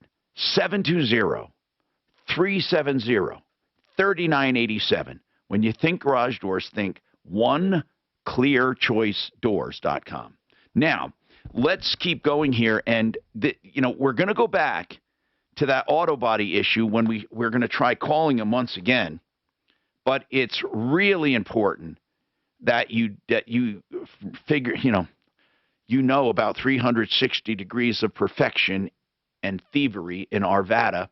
Now, I added the and thievery based on my information. Now, I want to try to give both sides, okay? But I invited them. They dropped their car March 31st, 2020. They dropped it off. They didn't have comp to pay for repairs, but they did have cash. But this guy suggested, and it's on text, that they lie about that and get insurance to pay for it by getting insurance and then telling them that the accident just happened. They've paid, though, out of their own pocket, $12,453 so far. And the place is owned by Susan and David Hogue. Now, there's a new manager there, David, and maybe, just maybe, he's a new manager because the other guy was crooked and the Hogues knew it. I'm saying maybe. I'm giving them the benefit of the doubt, right? Maybe. What do you think? I always invite them to come on the air to say their side of the story. So that portion was offered to David. And David said he had to talk to Susan and David Hogue, who are the owners. And this really sucks. But right now, they don't even know where their Mercedes is after paying $12,400. And their number is 303-422-0406, 303-422-0406, 303-422-0406. The Hogues you can reach at 720-862-7185. That's 720-862-7185. We do real-life reviews and real-life. We let people know, listen, we heard about you. We just want you to know we heard about you. I think you do a service when you do that. I'm not asking you to be vile or vulgar. I'm just asking you to do your thing, and we will get results. You cannot have thievery going on and get away with it in business. Now, they say we can't get parts. We ordered them. We can't get them. We paid for them. We can't get them. They also gave these people a loaner. However, the loaner had bogus plates on it, so they could not use the loaner. Mark suggests they report the car stolen. However, I think the cops, once they find out it's at a body shop, and they're still not going to matter because the damn thing's, there's no insurance. The only reason I say reported stolen is to get your insurance. They didn't have insurance. Right. Anyway, so Chris and Allie, any last words here? We're going to continue this, trust me, but anything else you can add to this? Just, sir, that they had promised us several times. I have several text messages promising that it would be done in 2 days, it'd be done in 3 days. I got a message back July 7th saying that they were waiting on just 2 parts at that point. And then, August 24th, now they're waiting on 3 other parts to come in. I was as patient with this as I possibly could be and gave them every opportunity for this not to end up going this way. And Tom, we called Mercedes actually ourselves, and asked them if they are having a shortage, and we told them exactly which parts that was there we were waiting on from the body shop, and they said there's no shortage at all. You know, and they said that they have the parts by the end of the week, and and so I mean this is a nightmare. Just telling people beware. 360 Degrees of Perfection is the name of the company. My God, what a bold name for such a schlock company. Becky, what's going on with you, Becky? How can we help you? Yeah, hi. I'm calling as a parent of someone who bought an old home in Frederick. And the reason I'm calling is because the parent of a son or daughter. I'm just curious. Son. Okay, your son bought a home. And how old was that home? Very old. It's over 100 years old. Ah. Okay. Yeah. So aside from problems with flooding in the basement when did he buy it? When did he buy it? Oh, golly. It's been about 3 years ago. Okay. Now, so if he bought it 3 years ago, did he have it inspected back then? Yes, he did. Uh-huh. Okay. And so what is the call today about? Well, the call today is about the fact that with quite a bit of money involved, which is my money, which is why I'm calling. Yeah. With what? What's wrong with it? It's one of the suicide. Well, this is to do with trying to contract someone to fix a foundation, weak foundation, and waterproof the basement so that it doesn't flood every spring. Did you get someone there already, pay them, and they didn't come back? Is that what you're calling about? Yeah, somewhat. Yeah, it's a very, very long story. And I understand, but the short story would be you found a company, you paid them, they did not come through, and you can't get a hold of them. Is that the short story? Well, yeah, let's put it that way. Well, okay, I'll get more details, but basically, you needed someone for foundation repair, and they are not coming through. Hold on, we'll get to that.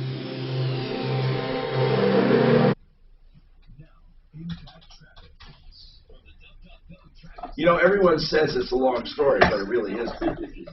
One of those names sounds really familiar. What do you mean? Barb Shoe. Have you? Oh yeah, she's on all the time. She's our angel. Oh, okay. There's a problem with flooring company. Yeah. Barb Shoe. Okay. Restroom break for Tommy. I'm sure you need to know that. Weather, partly cloudy today with a high up to 82. Mostly clear tonight, a low down to 54. And showers. Does magnesium help relax the muscles? I never do that. Right now it's 78. I think the pool is your best bet. The water will allow you to go through motion that you normally won't. Okay. You know, like the water idea. That sounds strong. I like the water idea. That sounds strong. So are you? So if you go up to that new place, you're not going to go to Lifetime here anymore. Right. I'll go back to my old Lifetime. I was a Lifetime. You couldn't find a place around here. Not for the money. They're all gone. All the good stuff's gone. And we bid, and we were the high bid, and someone came in with cash. Jesus. I did bid on something, but so going back to the old place saves me $200,000. Somebody came in with cash and shot your foot off, huh? Cash is king. Always. Until and I think they knew. The problem is, I think they knew what my offer. Somehow they knew what your offer was. Frank wanted my top offer. Frank Durant. I shouldn't have given it to him because then somehow the seller's agent knew what my top offer was, and then that they used that as now the marker. So someone came in and bid cash just close to my offer. Mm. So burned you out, huh? Well, it all works out in the end. So I just gotta stretch this stuff out. Man, I gotta show you. Let me show you a picture, Marty. Let me see. Let me show you a picture, Marty. Let me see what your complaint is. Oh, I'll show you my complaint. My complaint. Is that her? Not right now. Is that when this is the iliotibial?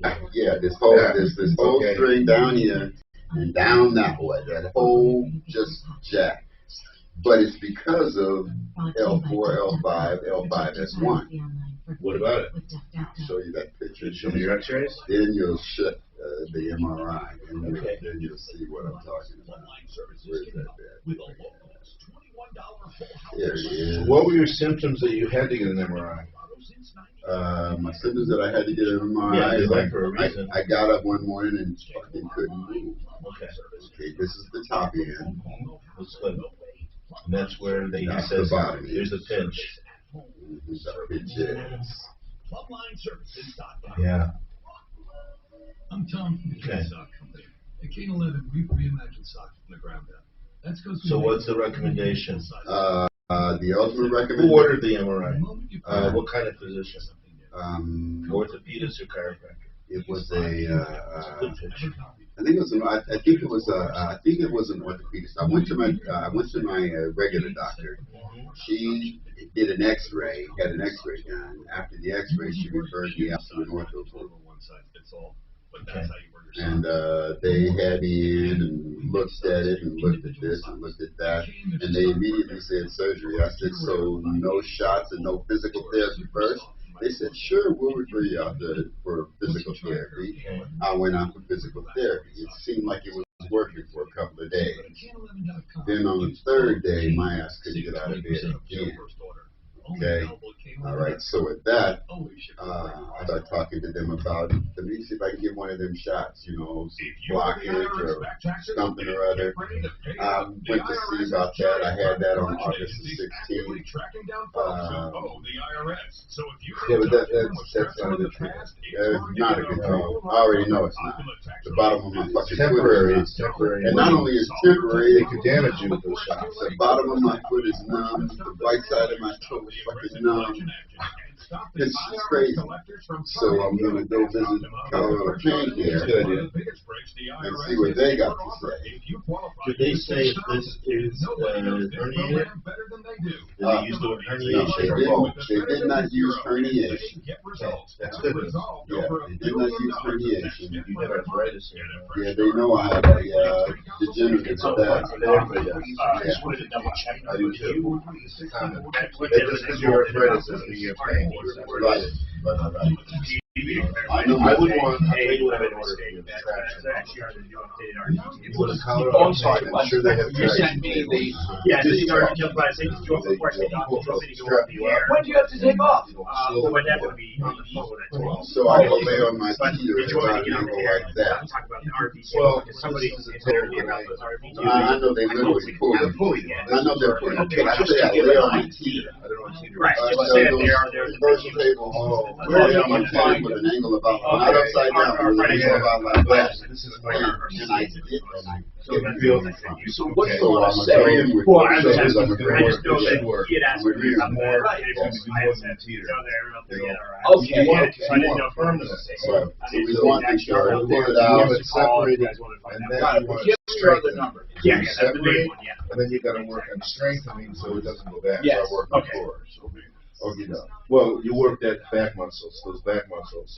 Okay. Once you feel relief, the next stage is to strengthen it so it doesn't come back. Denver's Talk Station. All right, we found 2 reasons to keep Smarty Marty. Hi, Tom Martino, your troubleshooter. Jordan, very quickly here, Jordan Chiano with BecomeTheBanker.org. The tables for minimum distribution, what is it called? Yes, the RMDs. So the RMD tables are out there, and I just wanted to clarify. That's the minimum distribution that you have to take at 72, and the tables are ready. You can download them or look at them online. Correct. Yep, and we have them. So if you guys are interested in finding out more information on those RMD tables specific to your retirement accounts, yeah, and what to do with the money. What to do with the money? Give us a call at 303-779-6600. That's 303-779-6600, and we can help you out with all that. And if you have to leave a message, tell them you're talking about the Martino Show and the minimum distributions, because a lot of people want to find another vehicle for that money once they take it out of the qualified plan. And there are plenty of things you can do with it. Don't lose it to taxes. Now, Becky, what's happening with, hold on. Yeah, that's Becky. Okay, so Becky, your son bought an old home in Frederick 3 years ago, needs foundation repairs. What company did you hire that you're having a bad experience with? Complete Basement Systems. Wait a minute. Out I've heard Denver. of them before. Hold on. I thought did I know them? Like, were they ever on the referral list? I think they were at one time. Hold on. They were a good company. What the hell's going on? Are they? They're not still on, are they? Complete Basement Systems, though. We never get complaints about. What's going on with them? That's exactly why we hired them. We did a lot of research into companies. Yeah. And so we're completely beside ourselves. We don't know what to do. Tell me what happened. What was the bad experience? What's going on? Well, we contracted them, and I say we. Actually, my son is the owner and contractee. But I'm financing it, so that's my interest. Okay. Anyway, October 26th of last year, we signed a contract with them. And can I say we, just to make it easier? Go ahead, yes. Yeah. And so we signed a contract for $16,990, and that was to basically shore up the foundation and minimal waterproofing. Now we're at the point where they came in and took out all the concrete, and in the process damaged a wall to the point where it just kind of broke in half horizontally. Yeah, but is it because, hold on now, I got to ask something though. To be fair, did the wall break due to carelessness, or did it break because it was going to break anyway? Well, that's the question. In other words, the question you have to ask is this: would anyone have broken it? You know what I'm saying? Or is it just the way they did it? Like they were, brutal. I don't know how else to put it. Like, is it really their fault, or is it the house just old? And then in addition to that, did you have other problems? Yes, we did. And yes, I do believe if they had approached it properly from the beginning, this would not have happened. We've got a basement full of mud, and nobody has been on site to actually do anything since, it's been about... Hold on. We'll come right back. Annuities can help you or... Shouldn't you find out what annuity is best for you? Call for your complimentary annuity review. 866-905-2255 for the Retirement and Income Radio Show on Sundays at 7 a.m. and 3 p.m.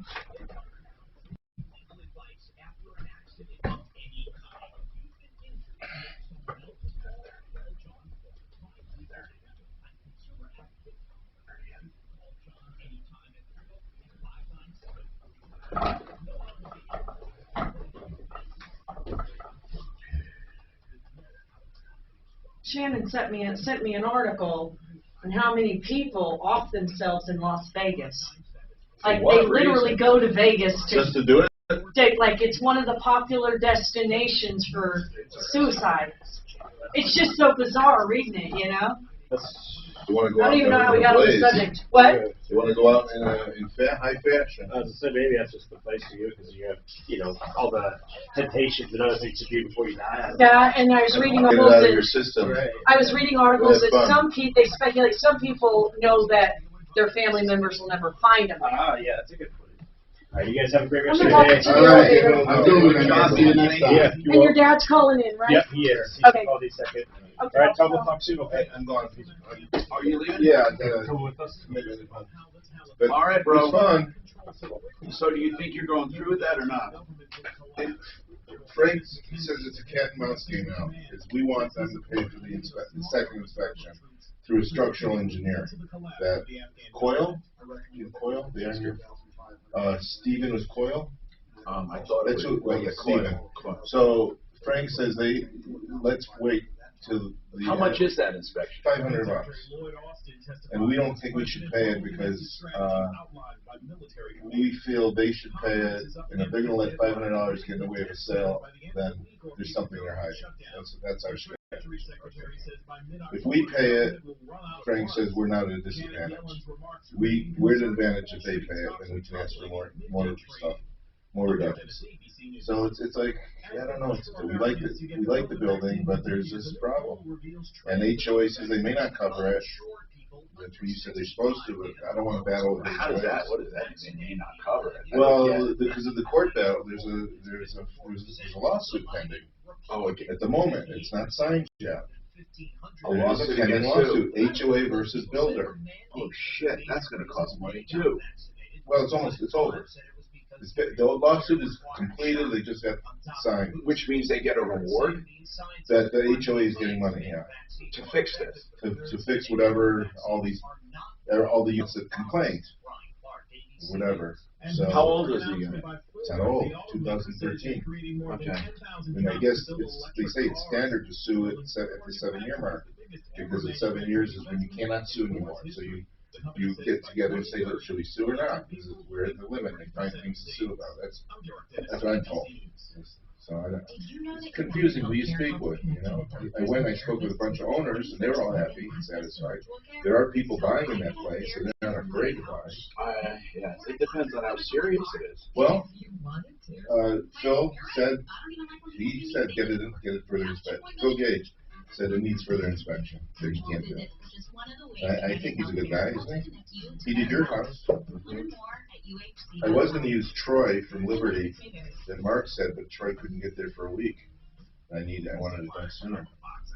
So it depends. If I want to pay $500 for the inspection for peace of mind, and you know, we're thinking about it. Frank says just wait. So Friday is, and it's a really bad sell.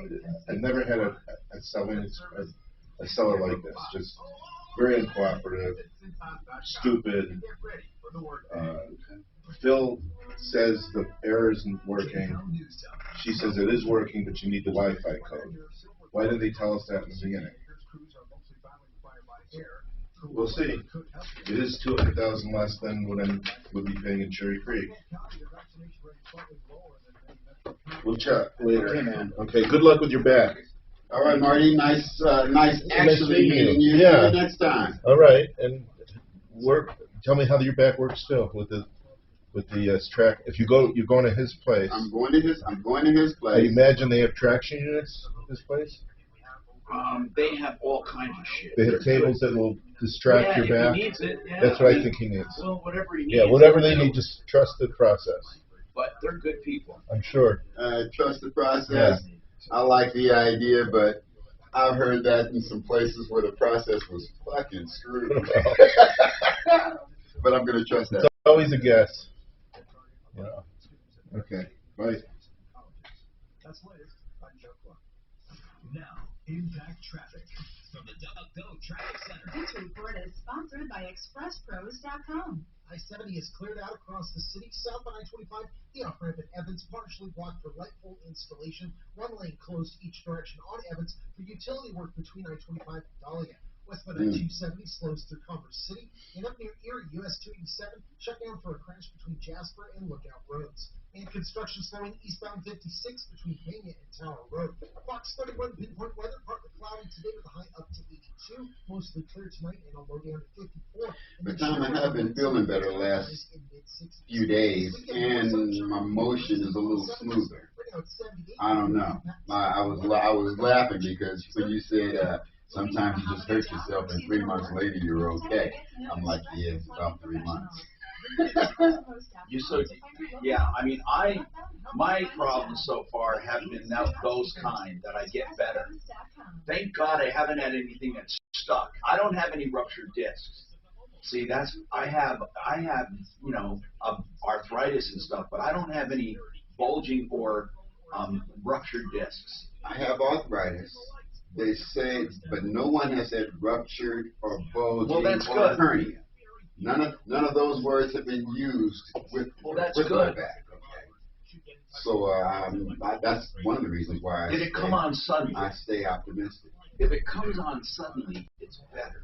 I'm doing no carbs. It means, yeah, me too. That cake out there is fucking killing me. I have been on. I've been very strict. Right out. That is probably. I didn't even have sake, which only has a couple of carbs per ounce. I've had 0. Well, I got a little cream in my coffee. And I haven't had pizza, nothing. I mean, pizza doesn't have carbs at the top, but I just don't like, I don't know. I don't want to eat during the day, is what I'm saying. I do. Go get some. You want some, dude? It is unbelievable. I'm gonna go look at it right quick, but I don't know if I'm gonna eat it. I bet you do. What is it? Whoever that brand is like Cakes by Karen type shit. Oh, top awesome. notch. Yeah.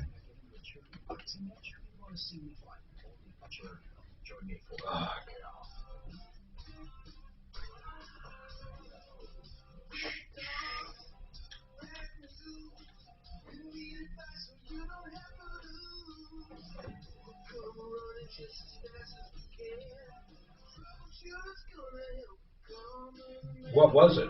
This is the Troubleshooter Show. Now, Tom Martino. Hey, I'm Tom Martino. This hour brought to you by Water Pros. That is waterpros.net. This guy is wonderful for the best systems ever at the lowest prices. Whether it's a whole house softener for under $2,000, I know that sounds crazy, or just a sink unit for purified water under $1,000, complete reverse osmosis. Waterpros.net. I have the systems in my home. Waterpros.net. Listen, let's talk. What's on your mind? Let's get right to the phones. Now, Becky, we left off with. I will go right back to her in a second, but I want to welcome Joe Chiano from Become the Banker. Jordan left. Joe is on. Joe, here's something that we might be talking about, something on a lot of people's minds. And I didn't know how many people's minds until they called and emailed. But a lot of people are facing minimum distributions on their retirement plans. People are younger these days, so they're still either working or active, and they don't want to take all that money and pay tax on it, but they have no choice.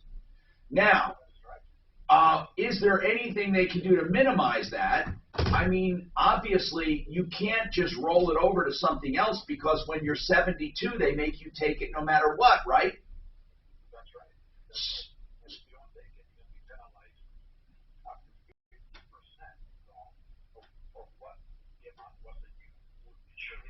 Now, some people, Joe, here's what some people are doing.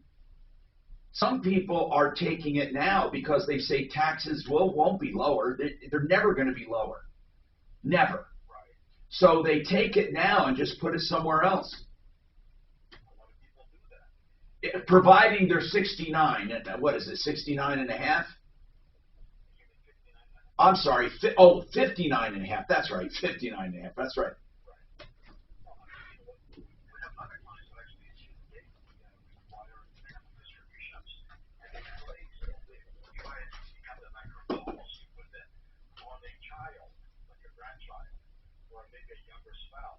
A younger, son or daughter, because then the money is going to be coming out tax-free thereafter.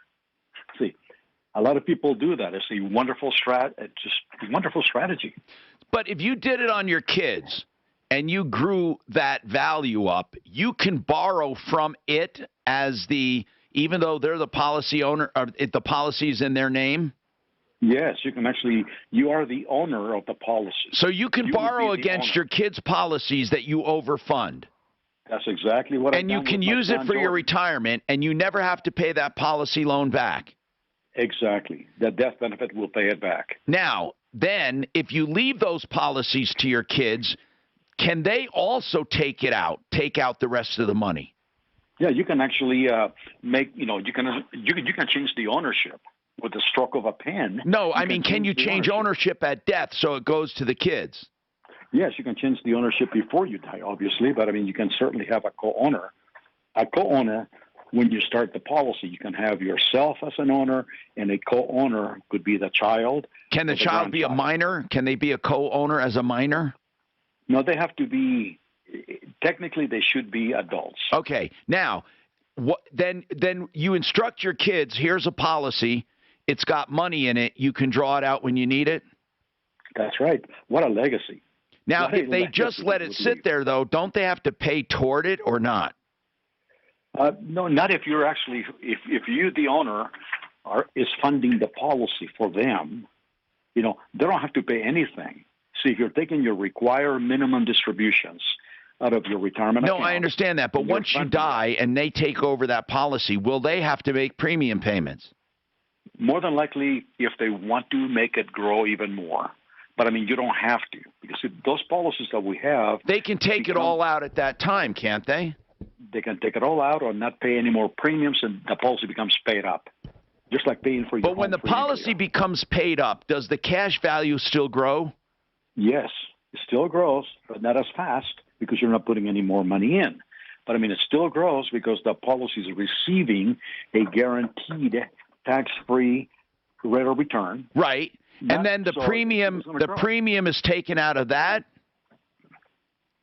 Yeah, the premium is actually already, once those policies become paid up, that means that the amount of money that you put into the policy will equal your cash. So there's really no more cost of insurance, period. It becomes paid up. It's like paying for the policy. At what point does a policy become paid up? Depending on somebody's age, but normally it's between 7 to 10 years with the policies that we have.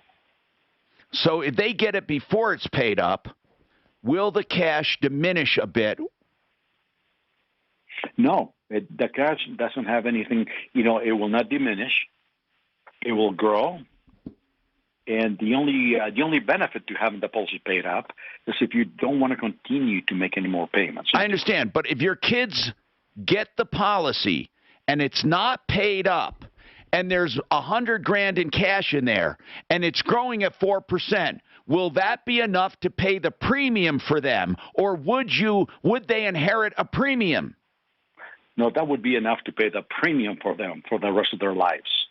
And they'd still have extra cash they can borrow.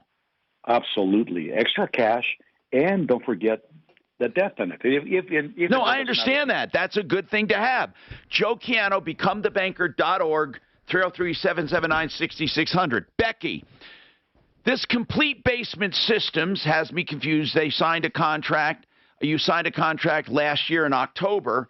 How much of the job is done?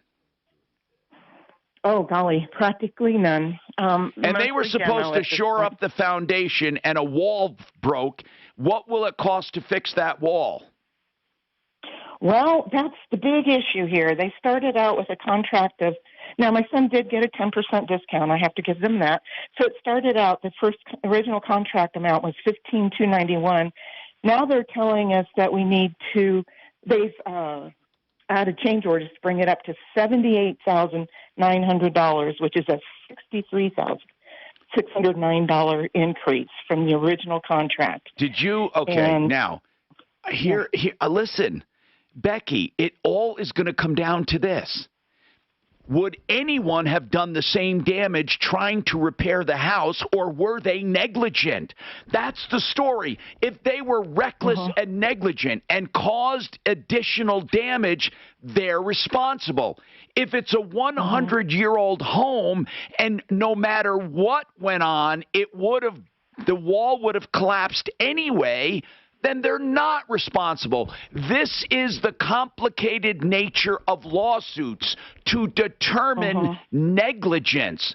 I'm asking you why you feel they were negligent. I'm not sticking up for these guys. I'm just asking the question, what did they do? Did you get an expert to look at this property and say, oh my God, I would have never done that, or done this, or put a brace there, or knocked a hole there? Did you ever get an expert engineer to look at that and give an opinion? 2 more. And what do they say? They say they never would have done it, that they were very not approaching it intelligently, without some basic knowledge, I think, about what they were working with. And then when they did get some engineers in there, they realized that they had approached it all Do wrong. you have 2 engineers that would testify that what they did was malfeasance? It was absolutely reckless. Give me the names of those engineers. I want you to give me off the air. Listen, I need the names of those engineers. I want to talk to them. I want to ask them what they think of that job and if they feel it was complete negligence. That's what I need to ask them. And I need to know how they were negligent. How were they? Did they explain to you how they were negligent? they were saying they went in and did too much excavation before they before they came to the realization, which was because of the broken wall, when they came to the realization that that was not the correct approach, but the wall had already split in half horizontally. Okay, so they were digging out too much underneath, and they didn't brace it properly? Yeah. Correct. So what does Complete Basement Systems say about that? Well, at one point, the owner was out there and said, yeah, this is wrong, this is awful, you need to, we need to bring it up to our standards, and this is way below our standards, this is not right, we're going to fix it, and that's been over a month ago. They haven't done anything since then, and they're saying it's going to cost us another $64,000 to make it right, and of course, we originally went in with the impression that it was going to cost us $15,000. Well, of course, so but something went wrong. Yeah. Something went wrong. If it's their fault, they need to fix it. If it's the house and it would have crumbled anyway, I mean, but you have two engineers that will testify under oath that they did the wrong approach and caused this wall to crack. It wasn't previously cracked. It was cracked, yes, but they did not shore it up to the point. Okay, that's good. They didn't shore it up. They were negligent. We need to call Complete Basement Systems and see what they have to say about it. Who is the owner that you talked to? That. Who is the owner you talked to? To be honest, it was my son that talked to him. We've had this. What's his name? And his name was. Well, can I look it up here? Yeah. I mean, we need to dive into this. This is not a simple phone call. We don't call them up and they say, yeah, we're going to write a check. But listen, if they're negligent, they have insurance for this. Okay. How long has long has the house been sitting like that? Oh, golly. Like it is now, it's been about 3 months, a little How over. long have they been off the job? 3 months. What have they been doing from October, November, December, January, February, March, April, May, June, July? What have they been doing? Basically, when they first gave the first contract, they had to wait for the groundwater to When did they start work? When did they start work? June 16th was the day that they went in for the first time, started digging. And so they started in June. Okay. Correct. Okay. And then they stopped in July, basically. No, they stopped that day pretty much. Okay. I mean, they came in and put some braces and left. And then the wall cracked. No, it was cracked before they left. It wasn't cracked when they came in, except for a small portion. And then it cracked big time, and then they braced it and left. Exactly. Okay. Yes. All right, we're going to call Complete Basement Systems to find out what the hell they plan to do. Hold on.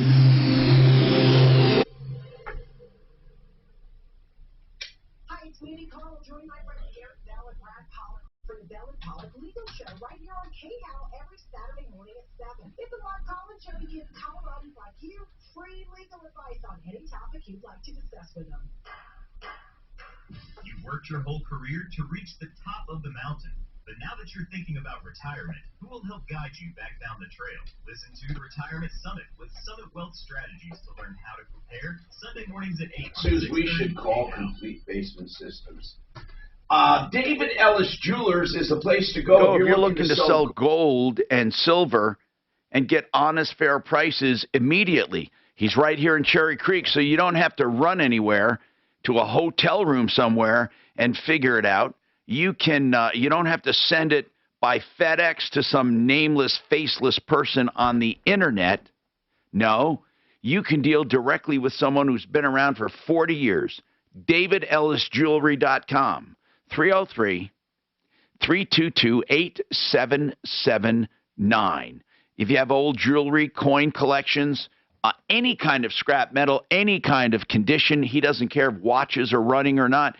What it is a play on precious metals. And if you want to get rid of that stuff, that's the place to do it. 3rd and Clayton, DavidEllisJewelry.com, 303-322-8779. If you're looking for a home loan, may I suggest Ideal Home Loans? for your next ideal home loan. And the reason I say it is ideal, well, first of all, they will let you pick your term. You can get the low rate. You don't have to rack it back up to 30 years. You can pick whatever term you want, 15, 17, 20, 23, 28, whatever it is. And they do pre-approvals, which is like a cash deal. In other words, you're all ready to go. The money is committed to you. So when you put in an offer, you don't have to have loan approval or anything. All you have to do is go to closing. That's idealhomeloans.com, 303-867-7000. They also do credit optimization, which is really amazing. Even though you're approved, they tweak your credit even more for better pricing. 303-867-7000. idealhomeloans.com. I just bought a Google TV, a Chromecast with Google TV. I did. I got all Firecast or Fire TV. I started off with a Chromecast a long time ago, so I kept with that in mind. Yeah. Got 5 of them now. They're fucking cool. I love them. I just, I got my name on the list for that robot. Oh, yeah? Yeah, it's fucking badass. What robot? Amazon's got a new robot. What does it do? Kind of patrols your house would be the best way to put it. Patrols your house. You could use it like if you're checking. If you got like an elderly person living alone, it would be good for. Pets would be good for. You know, it can do face recognition. So if someone's in your house, you know, if you got kids and someone's in your house, it'll tell you if they're supposed to be there or not. Yeah, exactly. That's because we make them in 11 individual sizes for men and 7 Yeah. for women. The moment you put them on, you know you're wearing something new. Comfort begins with fit. Needs more screen. Measurements nobody's ever done before. It'll transform your sock experience. Screen and that. And they're made right here in the USA. Kane set the bar for how socks should fit and feel. They're the most comfortable socks you'll ever wear. You wouldn't wear your shoes in a size 9 to 12 or one size fits all, but that's how you wear your socks. No more. What do you YouTube crowd is some skeptics On what? on everything. Yeah. They don't like Become the Banker. Definitely don't. Once you try a pair of Kane 11s, you'll never go back to wearing socks in multi-size ranges again. Jackalope says that ETB was so great it would be easy to explain and everyone would be doing it. Say that again. If it was easy, if it was so great, it would be easy to explain and everyone would be doing it. I don't necessarily agree with that all the time. The relationships you counted on are suddenly gone. But you don't have to walk through this alone. For more than 30 years, Some really simple things are easy to are not easy to explain because they're too simple. Schedule an appointment with one of Fort Dallas, Colorado area attorneys. It's just gotta be more. Suite 475, Greenwood Village, Colorado, 80111. This is Chris Collinsworth. Here's what's trending on the iHeart Sports Network, presented by DraftKings Sportsbook. Vaccination continues to be a hot topic as training camps across the NBA open today. No, but it can carry my, but it can control my drone. It can shoot a gun.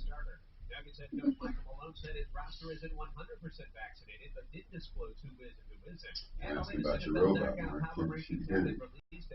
No, it can't shoot a gun. It's on the front page of Amazon right now, guys. Download the top-rated DraftKings Sportsbook app. It's not that cool. It's only $1,000.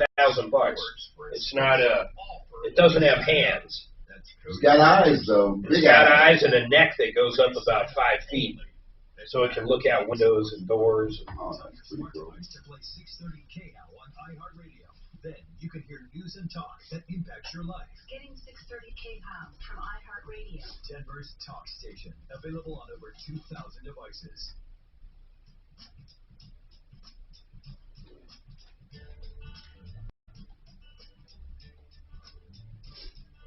Tom Martino here, 303-713-8255. The Harris Law Firm is a firm I highly suggest for a terrible time in your life, and that is a divorce or a separation, but they can help you get through it.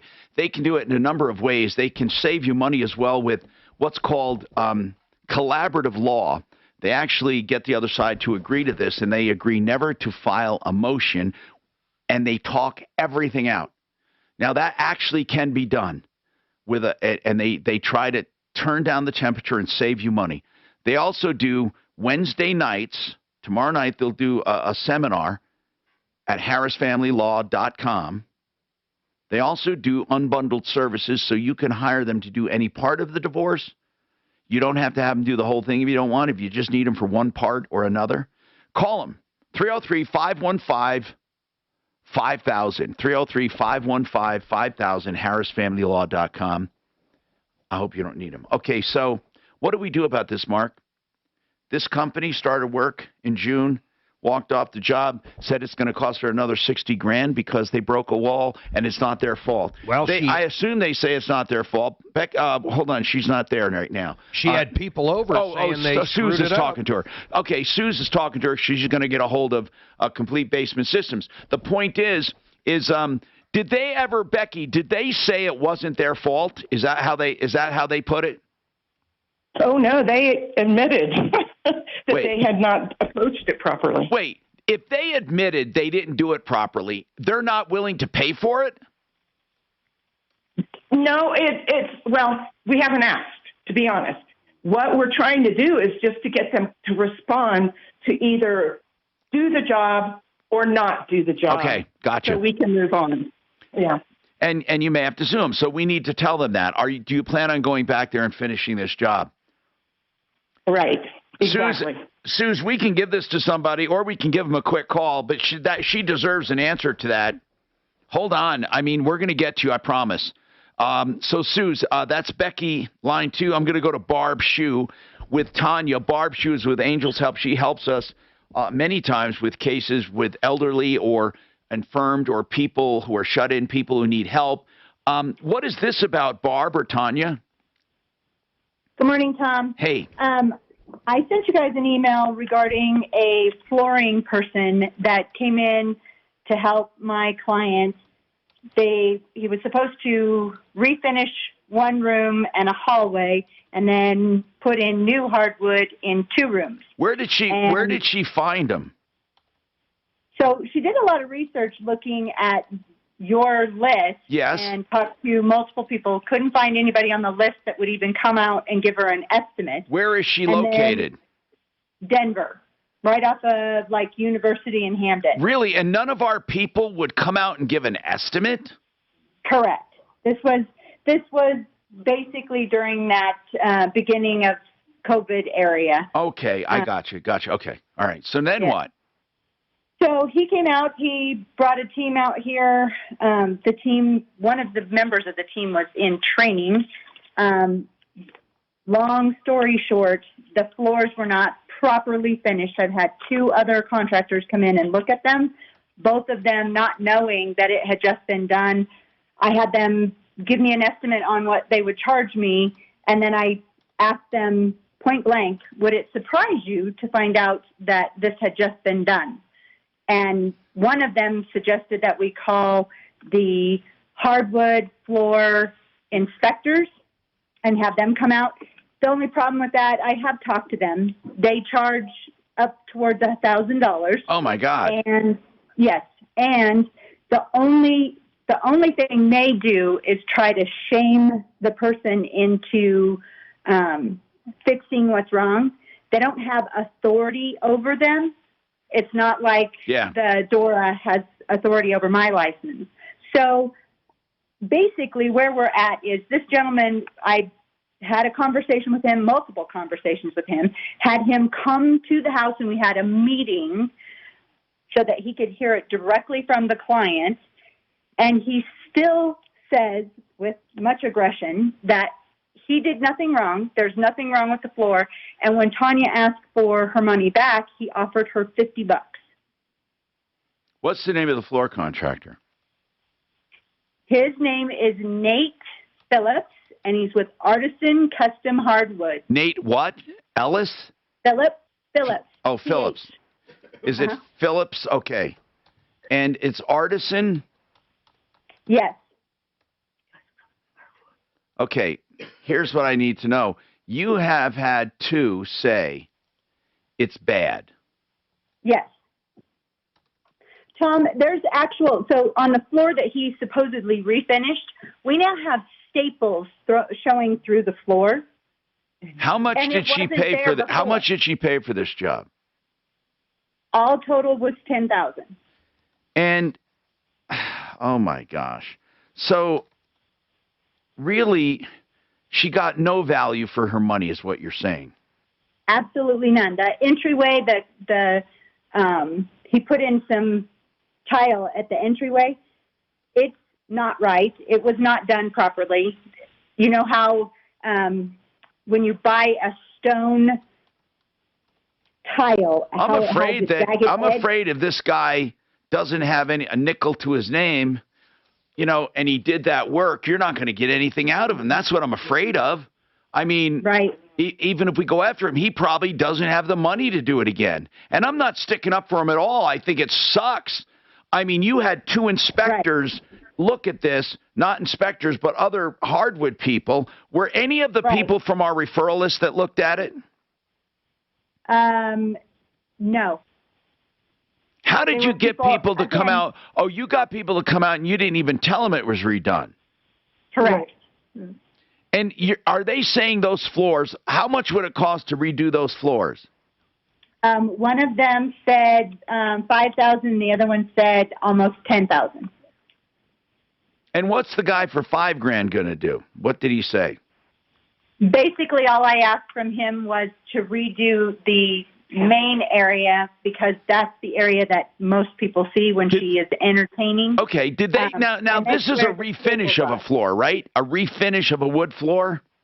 And 2 floors that were replaced. The original was all of it.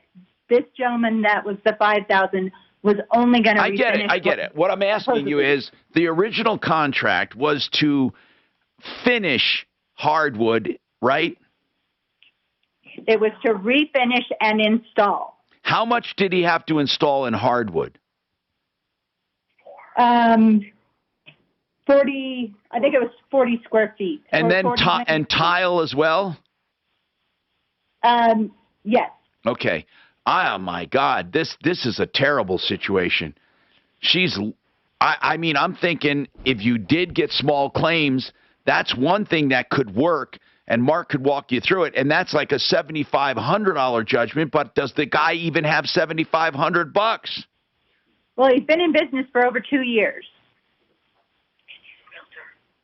Artisan hardwoods. Also, artisan custom hardwood. And he said he would give her $30. What did he base that on? $50, and what he based it on was the fact that he did a great job in here and that there is nothing wrong with the floors that he did. Tom, in my original request, I had asked for one of the team to come out here and take a look at the floor because I sent you pictures, but it doesn't really do That's what we need. We need somebody we know and trust to look at those. And I don't know, so it's not that far. Sue's either Big Bear or Buddy or somebody to look at it. We really do need to get some eyes on it. I need to know if it can be salvaged. So let's work on that, okay? And then we'll give it to somebody, Suze, if you want. But I think we need one of our experts. We need to contact one of our experts. Hold on.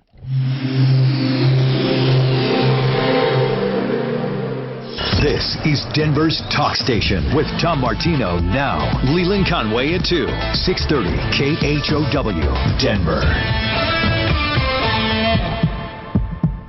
Now, Impact Traffic. From the DuckDuckGo Traffic Center. This report is sponsored by ExpressPros.com. I-70 is pretty clear either direction across Denver right now. Southbound I-25, the off-ramp at Evans, partially blocked for light pole installation. One lane closed each direction on Evans for utility work between I-25 and Dahlia. Westbound I-270 slows into Commerce City. We have a crash on Iliff at Valentia and a wreck southbound Highway 287 approaching Northwest Parkway. Fox 31 pinpoint weather, partly cloudy today with a high up to 82. Mostly clear tonight and a low down to 54. Then showers on Wednesday and Thursday with highs in the mid-60s. Partly sunny and warmer over the weekend, highs in the low 70s. Right now it's 79 degrees with your Impact Traffic and Weather. I'm Dustin Ritchie, 630 KHOW. Looking for a holiday job or seasonal work? It's time to get to know Express Employment Professionals. Visit expresspros.com to find your local office and let them help you find a job. No fees for job seekers. expresspros.com. All right, let's talk about Mile High Estate Planning, which is now BlakeHarrisLaw.com. We use Blake Harris for all of our questions. Today, when it comes to estate planning, Blake Harris answered a question on leaving cars to people without going through the estate, without going through probate. And he said, yes, there is a beneficiary's title, kind of, that you can leave a car. You put them on the title, and it automatically passes to people on death. He knows so much about estate planning. All it takes is a phone call.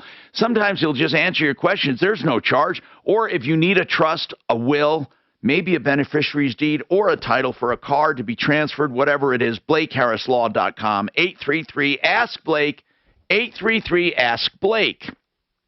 You want more free legal advice? John Fuller. Let me tell you how this works.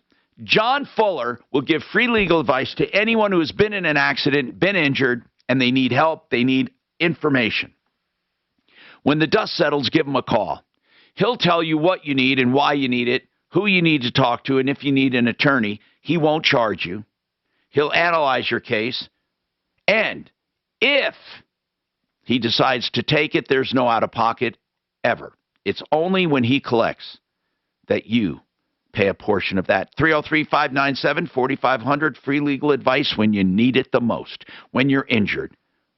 Look for John Fuller at referralist.com, 303-597-4500. This sharp is right. I said to Mikey, Mark went to get a hot dog, but he left his laptop open, so I'm going to email myself. Mikey says, I didn't know he ate tube steaks. Yeah. This guy has a trouble with MGM Casino, Mark. Something to do with Colorado laws. Oh, this Roy, he's a trip. Oh, he's already been rude to Addie. I saved his voicemail this morning for you to listen to, Mark, but I didn't get a chance to play it for you. But anyway, he is freaking a trip. He told Addie, stop talking. You're talking over me. And if you are having any other ear, nose, throat issues, that's what I said. I would have. Sinus problems. Maybe you thought they were allergies, but no other doctor has been able to figure out what's going on. Please talk to David Opperman. He can often figure out and fix problems that stump other doctors. Get started at ColoradoVoiceClinic.com. EDR, some sort. Kind of. It takes an HD signal. Tom Miles went on a date last night. Yeah? Yeah. Where did you meet her? At a concert a few weeks ago. Miles isn't dating regularly? He and his long-term broke up last year, and he's been so busy working. Okay, he's doing good then. Yeah, he so he doesn't get out that much. He's doing good then if he didn't run out just to find another. Oh, he's on Tinder. I'm sure he found something. Yeah. This mommy's no dummy.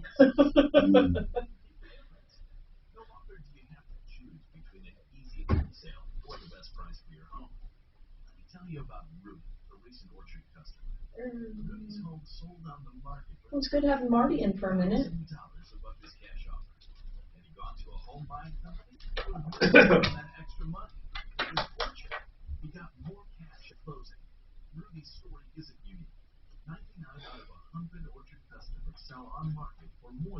Hey Tom, when you think of it, would you send me a test email? Mikey fixed the email issue for Mark, but to fix it, he went into spam, so I had to unspam him, and I think I need to do the same to you as well. You want me to send you one? Yeah, just send me a test email when you get a second. Thank you. I thought mine was corrected. Nope.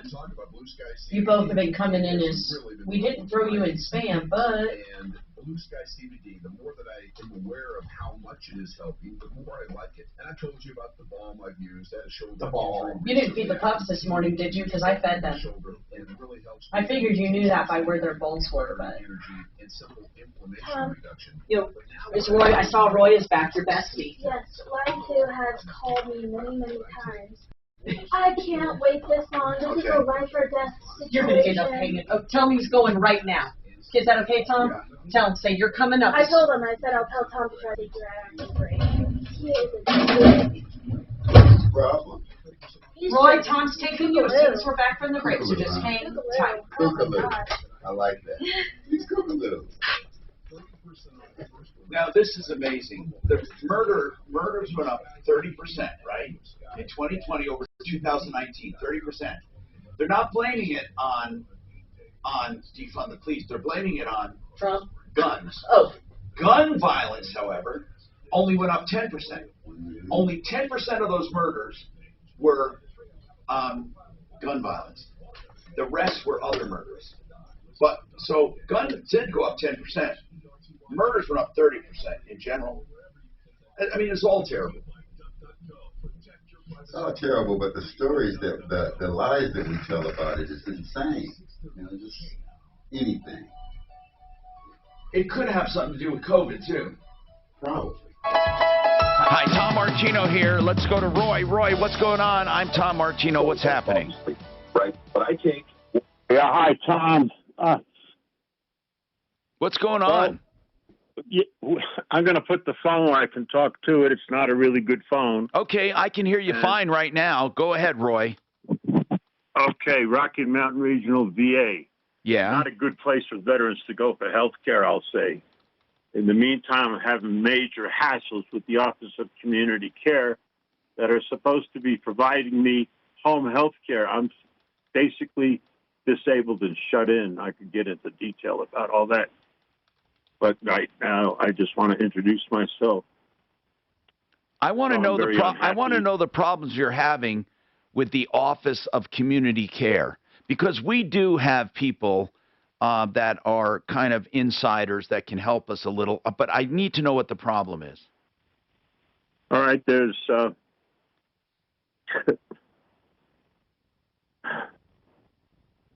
boy, it's complicated. Well, let's put it this way. Do you qualify for home health care? Absolutely. What are the problems? What are the problems you're having? The first time I qualified for home health care was about, I'm going to say 8 years ago, maybe 10 at this point, when I went to the VA ER a lot of times, something not right, and why you keep coming back. So I was introduced. This is, hi, I'm Dr. Perez, and I cut open people's chests, and here come all the ambulances. Yeah, I can hear you. A lot of noise. No, I can hear you. I need to know the problems you're having now. I cannot get, it's distracting to me, Tom. I cannot get community care. I cannot get home health care. Okay. The Office of Community When did they stop? Or did they ever come to your home? Oh. Roy. I had home health care a while back. Okay, when did they stop? When did the home health care discontinue? No, sir. I'm talking about 8 or 10 years ago. I had 2 helpers come out and do stuff, lots of stuff. And they were helpful, very helpful. Right. And one of them I'm in contact with, except my hard drive crashed, and I can't call them back right now. I understand. Until I figure that out. But what was the problem? Something happened that changed that. What happened?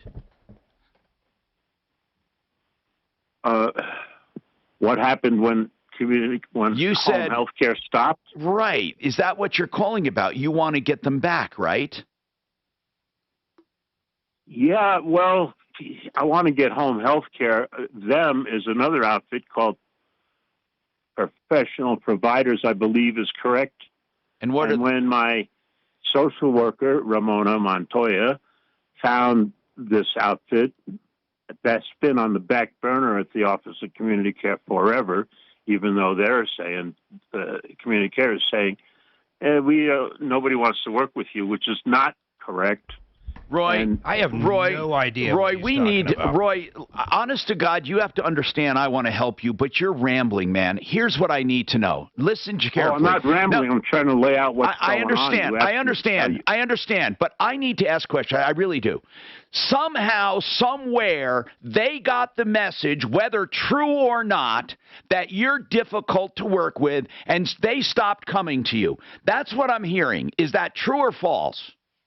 That's not correct exactly. Okay, what part is not What's correct exactly is 8 years ago, let's go with 8, Marcy Miller and... I don't need names. I don't need names. 8 years ago, people came to your house. Go ahead. Tell me general stuff. I don't need every detail. I was going through the prodrome of a heart attack for to do a real assessment, not just rubber stamp. Didn't work out. And that was Comfort Keepers. And I've since had Marcy Miller talk to the White House hotline saying they'll take me back. Then I found out later that if you start to talk to me while I'm talking... Okay. We're not going to take Roy right now. He sounds impossible. We're not going to take him. People don't understand this, okay? I don't work on long, detailed stories. I get them late. I get them. People make the mistake of thinking I don't get it and I don't understand it. And I've been doing this for more than 40 years, and I'm just going to say I do get it. About 98% of the time. There are a few I miss because I'm hasty. But if I didn't, we could not have a show. And I could not help people because literally one call would take 3 hours. I promise you, there are details I do not need. In Roy's case, for example, he went to VA, got community care involved, they give him home health care, and it stopped. That's the story. He wants to get it back. But he needs to fill in a bunch of stuff that doesn't matter. I need to know what they think, not what he thinks. Now, if that's not the story, then he needs to tell me what's not the story. They stopped coming to see him, and he wants care back, and he wants to be assessed. It sounds like there's a few people that refuse to work with him anymore, Tom. Yeah, well, I need to know the details without every detail. So when he's ready to talk to me, I swear to God, he will never find anyone more willing to help than me. But we must do it in an orderly fashion.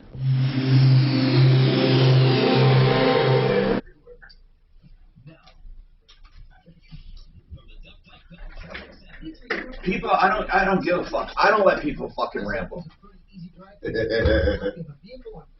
And you know what's really amazing? When I sum up a problem and they say, no, that's not it, then they fucking proceed to do what, Mark? To tell me the same exact goddamn thing.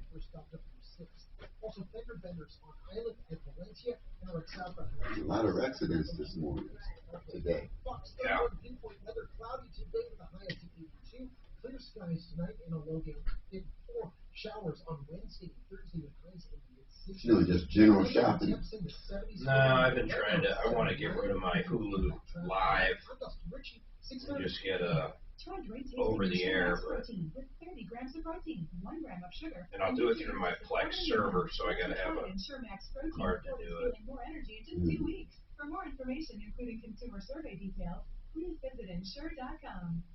Welcome to the budgrower.com. If you're over 21, you can save up to 90% by legally growing at home. At the Bud Grower, we've done all the hard work for you to grow a great yield. Our kits are designed for first-time growers and experts alike, with everything you need for the perfect home grow, including step-by-step directions and video kit setup to make growing at home fun and easy while saving thousands of dollars. Odorless and silent, our kits fit easily into your home. Designed by experts and loved by thousands of customers, our kits include the highest quality tents, lights, filters, and natural soils, all at around 65% less than your local hydroponic store. Just add seeded tap water and enjoy your first harvest in as little as 90 days. The perfect organic home setup delivered in a single unbranded box right to your door. Right now, get free shipping. Our growing experts are ready to help. So visit thebudgrower.com or call 855-BUD-GROW. That's budgrower.com or 855-BUD-GROW. Did you know that you can find home buying, selling, and financing services all under one roof? It's true. It really is possible to a one-stop shop for all of your home ownership needs. You've just got to call American Financing, Colorado's home for home loans. Hey, it's Ross, and I love American Financing because they pair you with a salary-based mortgage consultant. So you get a custom loan designed around your needs. and you have guidance every step of the way. Whether it's your first, next, or forever home, they really do have you covered. From competitive rates to down payment assistance, and let's not forget low monthly payments. It is a no-pressure experience that's focused on you, and they never charge upfront or hidden fees. So what are you waiting for? There has never been a better time to make your move. Call 303-695-7000. That's 303-695-7000, or learn more or even apply online at AmericanFinancing.net. Make it like it is, and make it like you want it. You've heard that before, right? Well, that applies to your home too. But maybe you don't know exactly how to get it done, or what the options might be. Hi, Ancient Kitty's done right kitchens and baths, windows and doors. How about starting with a call to us? For over 30 years, our family company has been designing and completing first-rate kitchens and baths that, frankly, your neighbors would be jealous of. Where to start, Connor? Dad, you just need a call. We can help, and now's the time. At Dunner, we offer only the finest cabinet services, custom cabinets, tub and shower upgrades, and full kitchen and bathroom. Hey, Talib, have you ever had one of those moments where you have a spasm or something where you can't help but blurt out like fuck or I mean, thank God it hasn't happened here, because I was telling Steph, it's fucking involuntary. It's like my leg is up, and all of a sudden my back spasms, and like the pain goes to my head, and it's like a shock, isn't it, to your whole? It's like you can't. It's like the scream is the only thing that immediately reduces. In other words, it's like if that pain was more than momentary, you couldn't fucking live with it. And it stays for about 1 or 2 seconds, and it feels like forever, right? And then you live in fear it's going to come back. Exactly. That's the biggest problem, right there, brother. That's the biggest problem. That fear of it coming back turns you into like a fucking invalid almost. And that's what I didn't want to happen. So I started exercising, and I fucked myself up more. So everyone just says, fucking relax, and that's what I have to do. I really have to relax. And Marty in the water is a great idea. That water resistance. I'm going to go today. And I got to tell you something, man. I can't take narcotic. I wish I could, but I can't. Can't do it. I can't take it. If I took one, I'd get sick from not taking it again. I'm a fucking alcoholic. I'm not, you know what I mean? There's something in my system that when I take it, even one, I get, then in a couple hours I start getting sick if I don't do it again. So I can't take them. I haven't taken them in years and years and years. To be honest with you, they don't really relieve pain. That's the God's honest truth. It's a big farce. What they do is they make it so you don't give a shit. Don't you find that? What? Do you find they actually relieve pain?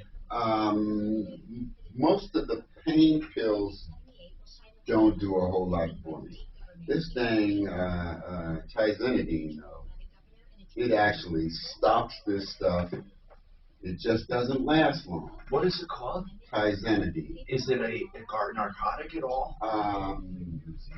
I don't know if it's narcotic. I'm going to look it up. Yeah. But what it is it says it calms nerve noise. Tizanidine? No. Tizanadine. Hold on. T-I. Never mind. Hold on. Hi, Tom Martino here at the 303-713-TALK, 303-713-8255. Let me tell you about Silverleaf Reverse Mortgage. Silverleaf Mortgage for reverse loans. Reverse loans are a retirement tool. Let's face it, people have been using them now if you do it properly.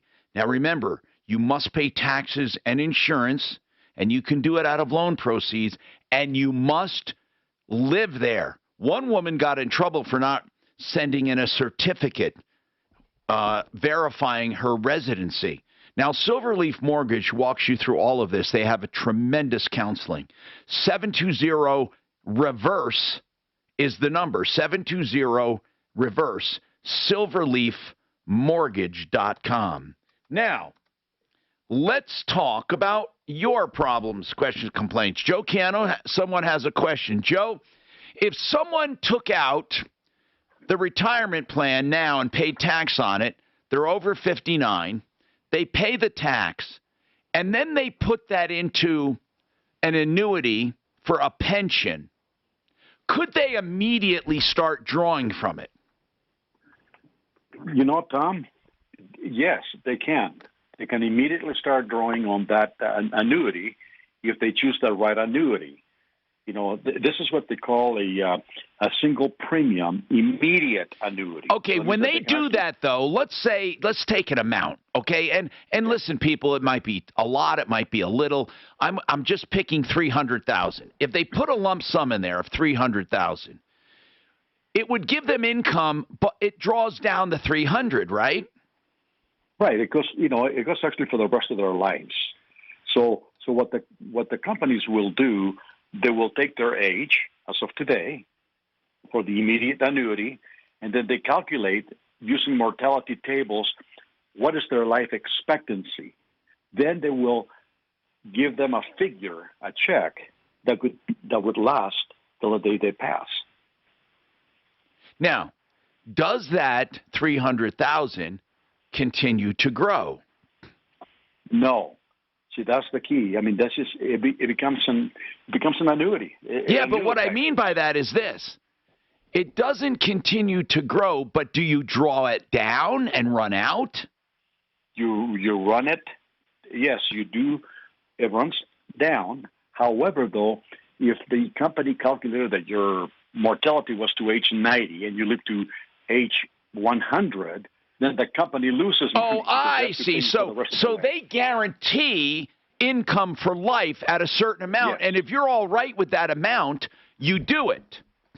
That's right. Now, can you have an annuity, though? Let's say you're vibrant and you're older, and you take the money out of retirement because you figure, listen, taxes will never be lower, and you put it into an annuity. Can you still contribute to it while collecting it? You can. Like the pension plan that we have allows people to do that. Whoa. We got to talk about that. I hope he's sticking around. Will he be around? Joe, you'll be sticking around, right? Yes. All right, we're going to talk about that aspect. Hold on. Okay.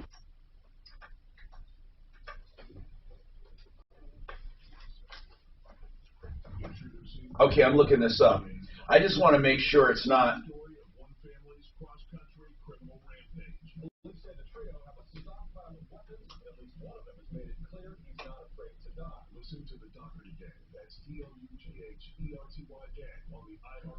What do you do for locals, Toledo?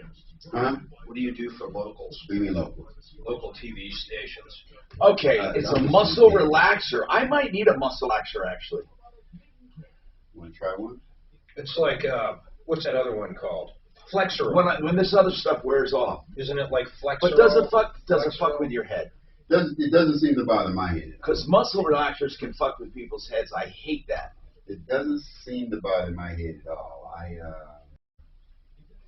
Doesn't seem to. Haven't you had Flexor on? Yeah, but I didn't like it. This is much stronger, by the way. What? This Titanic? Probably, yeah.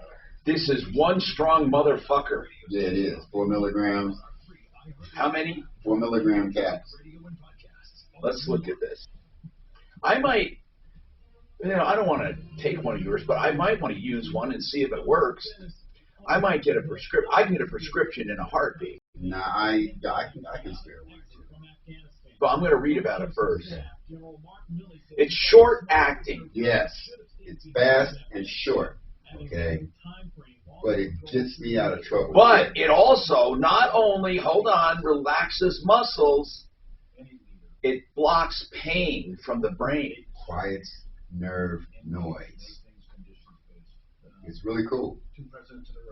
How long does it take you to feel something? It's short acting. 15 minutes or less. Damn. That's fast. No, I take the pill. It stops muscle spasms, bro. Yes. This is exactly what it is. Yes, I'm telling you. You should not take it if you're taking something else. Cipro, I don't take any of that shit. What is Luvox? I don't know what that is either.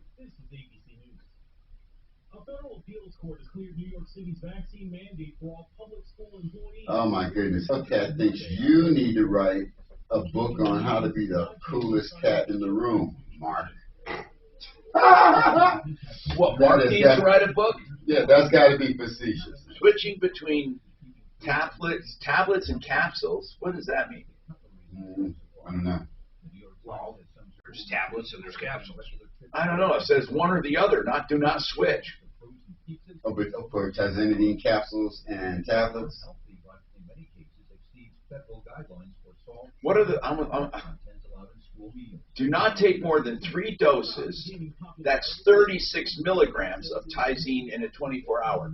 How many do you take? They tell Don't me... take more than 36 in a day. I don't. Okay, they tell me I can take 6 a day. They're 6 times... No, 6 a day. 6 times how many milligrams? No, they're 4 milligrams. 6 times 4. That's right. That's 24. Yeah. They tell me I can take them 1 or 2 at a time, okay, but only in an 8-hour span, okay, for that 1 or 2. So damage your liver.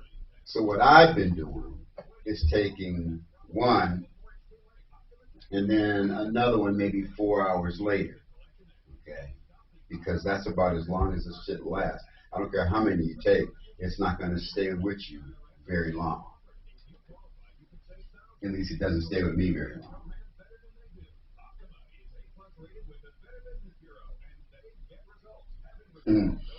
Tool Slayer says Karen works great for everything, and Hellcat and Hellcat says C-pain is all in the brain.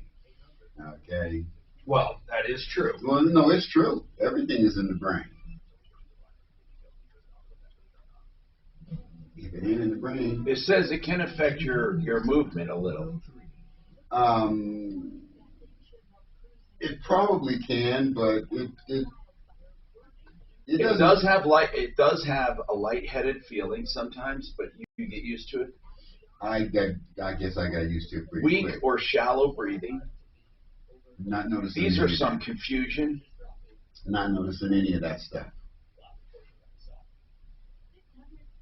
They have to say all of this: blurred vision, flu light, dry mouth, runny nose, urination problems, vomiting, uncontrolled muscle. Yeah. But I have. They have to give all these side effects. Yeah, they got to. If you read the side effects of what is that one antibiotic? I swear to God, it's the most dangerous shit you'll ever take. This one antibiotic scares the living shit out of you. Yet nothing ever happens when I take it. But which one? Amoxicillin? No, it's another one. But man, alive, do they go crazy. This report is sponsored by InsureMax Protein.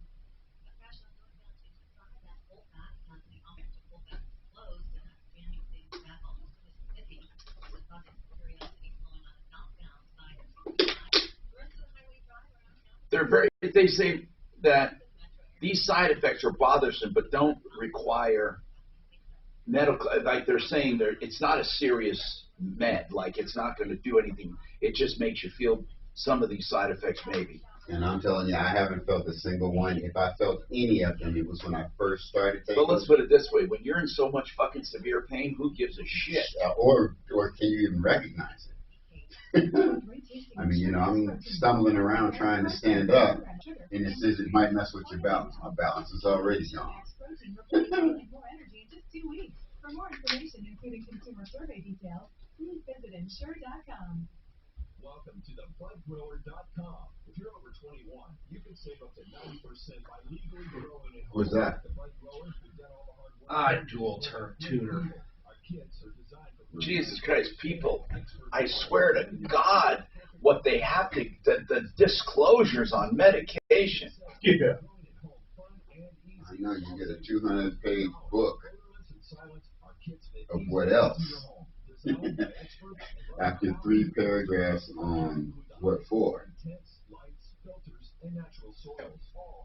65% less than your local hydroponics store. Just add seeded tap water and enjoy your first harvest in as little as 90 days. The perfect organic home setup delivered in a single unbranded box right to your door. Right now, get free shipping. Our growing experts are ready to help. So visit thebudgrower.com or call 855-BUD-GROW. That's budgrower.com or 855-BUD-GROW.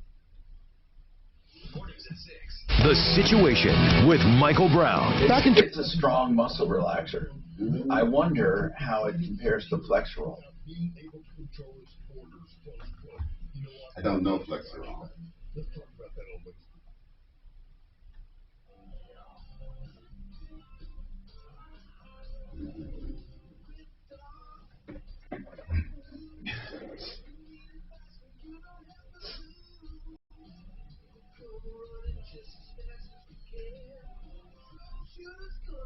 The common man.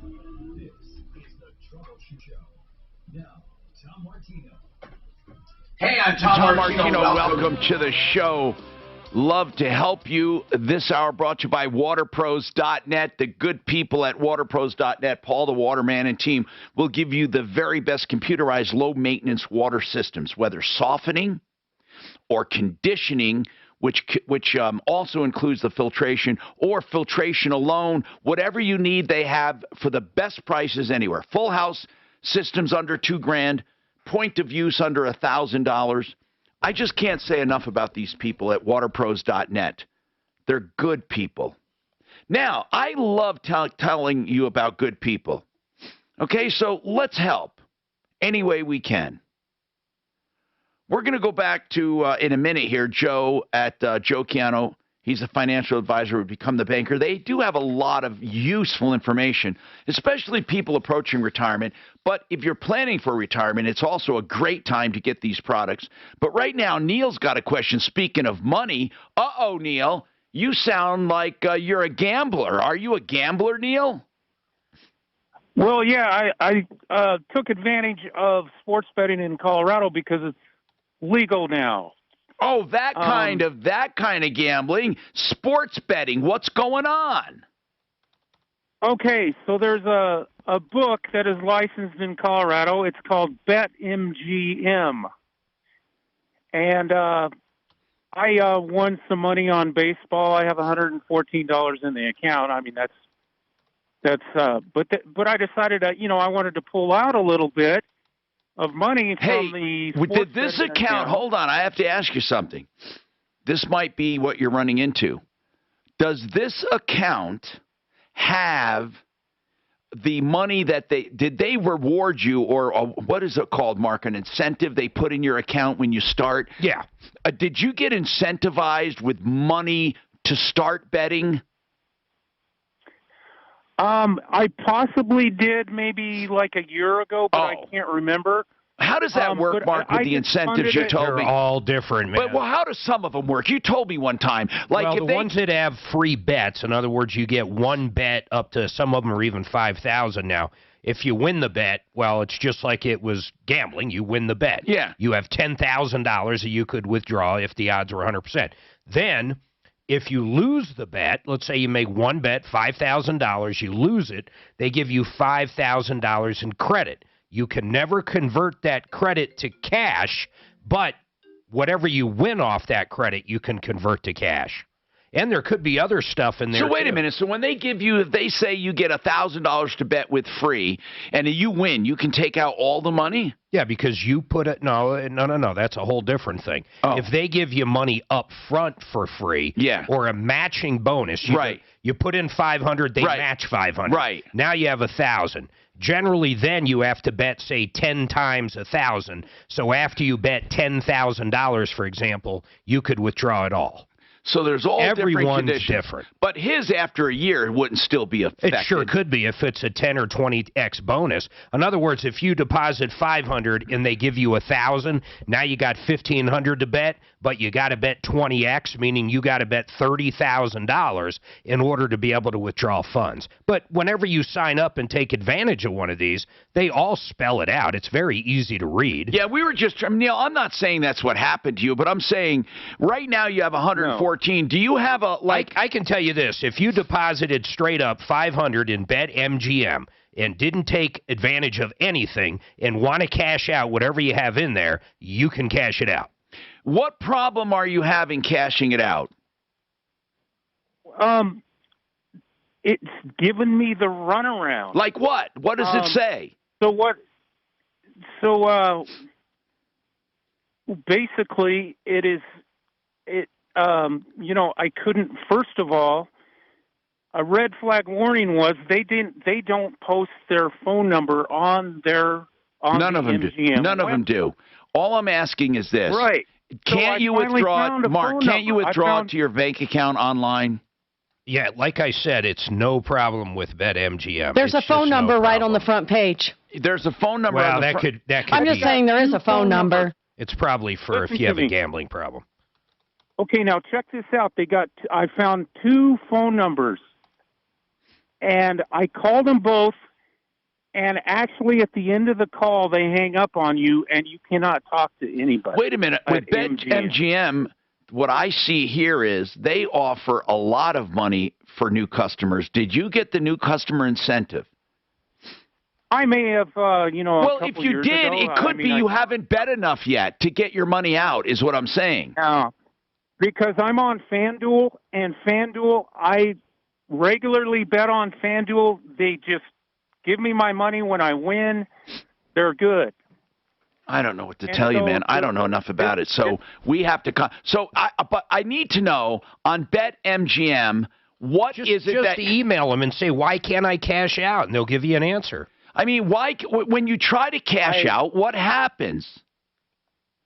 When I try to cash out, it just gives me the runaround. What does that mean? What does the runaround mean? Tell me exactly what happens when you try to withdraw the money.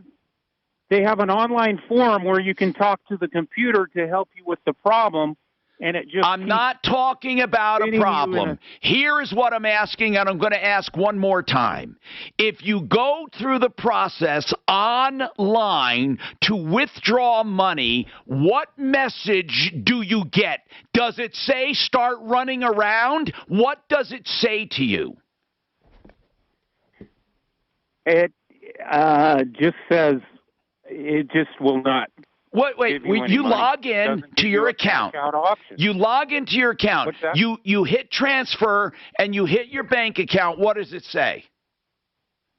It just gives either an error message or, just something. Did you copy the error? Would you please do it? Can you do it while we're on the phone? Honest to God, without you telling me, you don't even know what error message you're getting. Well, I was doing it last night. I can't remember exactly. Okay, do me a favor and record it or give me a screenshot. We'll help you. You're telling me they're keeping your money. Yeah, and I've never had any problem with any other legalized sports book in Colorado except for this. Mark, what do you think is going on? I mean, he's saying, I don't know, but BetMGM's not going to be screwing him over $114. Maybe he didn't verify his checking account. Maybe he hasn't done something there's basic. Something going on that we have to. I funded it with my checking account. Neil, have you ever gotten money out of it? No. Okay. How much did you start with?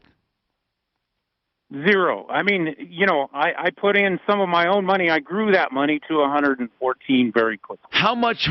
You grew it to 114. My God, how much did you put in there? 10. Oh, I bet my initial deposit was like $10. And I'm good at baseball, and I can, and then games all day long. Did you have a promotion when you put it in? When you put it in, we need to know if you had a promotion. No, that promotion would have been a long time ago when I signed up, whenever that was. Can you get a statement? Don't they give you a statement online of all your bet history? What? Yes, they do. Yes, they do. You can go on and get a statement of your activity. Would you do that? Look, if you want Neil, if you want our help, you have to help me, okay? Here's what I need. Give us a statement of your betting activity from day one. They have it on your login. They have it on your account. Then go in and try to withdraw the money and take a screenshot of the error message. Neil, without that, I can't help you. Okay. There's nothing we can tell them when we call them. We will love to help you. Get me a record of all your bets because I want to see if you had any incentives.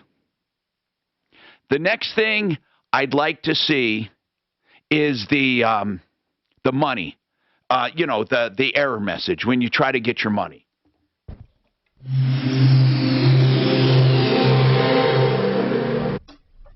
For the first time ever, Colorado Department of Transportation is holding an electric. I don't get it, guys. Saturday, October 2nd, at Phil EV Outlet in Motor City. Ride in a hybrid or electric vehicle. Charging station demo. Learn about taxes. You tell Sandy we're going right to her or him. Her. Plus food trucks and music too. EV Ride and Drive community event October 2nd in Motor City. Go to driveelectric.co.gov. More information. Did you hear? Frank Duran, therealestateman.com. Did you hear that he'll do a free market analysis of your home? Now, you may think that the only reason he's doing it is to get a listing. Nope. He'll do it free of charge with absolutely no obligation. He wants to learn more about the market, and he wants to give you accurate information.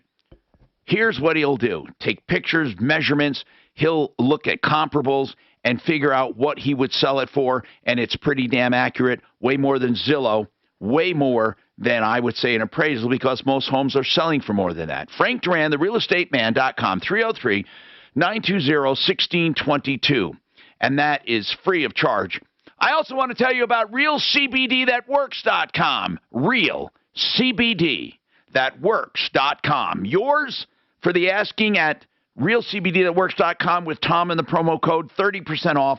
It helps with pain, anxiety, inflammation. realcbdthatworks.com. Have you still not refinanced your mortgage? Well, soon you might be kicked. Come on. It's just, they're all so different, man. This one right here, so you bet $1,000 and you lose, okay? They will give you free bets, 5 free bets of $200 each. The $200 credit has no cash value. And you only have 7 days to use them. So if you go over 7 days. So the $200, you can never get out in cash, even from your winnings, right? Correct. But if you bet it and win, you get the winnings. You Yeah. never get the credit back. On this particular one, you can never cash out the credit. And in this particular one, the credits all go away in 7 days. So even if you were doing great and winning off the credits, they're gone in 7 days anyhow. Then you have to start winning off your winnings. Then you got to start winning off your winnings. They're still not bad deals. Mark, if you're into that. Is sport betting, do you sport betting? Just football. I wouldn't know enough to do it. I get on teams that are going, so like right now, Broncos has been covering each week. I've been betting them. Not this week, right? I hear they're going to play a really tough team. I don't know who they're playing. Baltimore or somebody? They smacked the shit out of the Jets, though. Yeah. Yeah, but they still might cover. So let's say they're supposed to lose by 12, and they only lose by 9. They're still covering. Right. Is that how they even out the odds? Yeah. I'll tell you what, though, the first even half season, especially coming off COVID and shit, man. Really, a lot of the bookies are way the fuck off. A lot of these casinos, just no one knows. I still get amazed, though, when they'll say, like, a game's a 2-point game. Broncos, Baltimore. Broncos are... Where's the line on it? I don't know.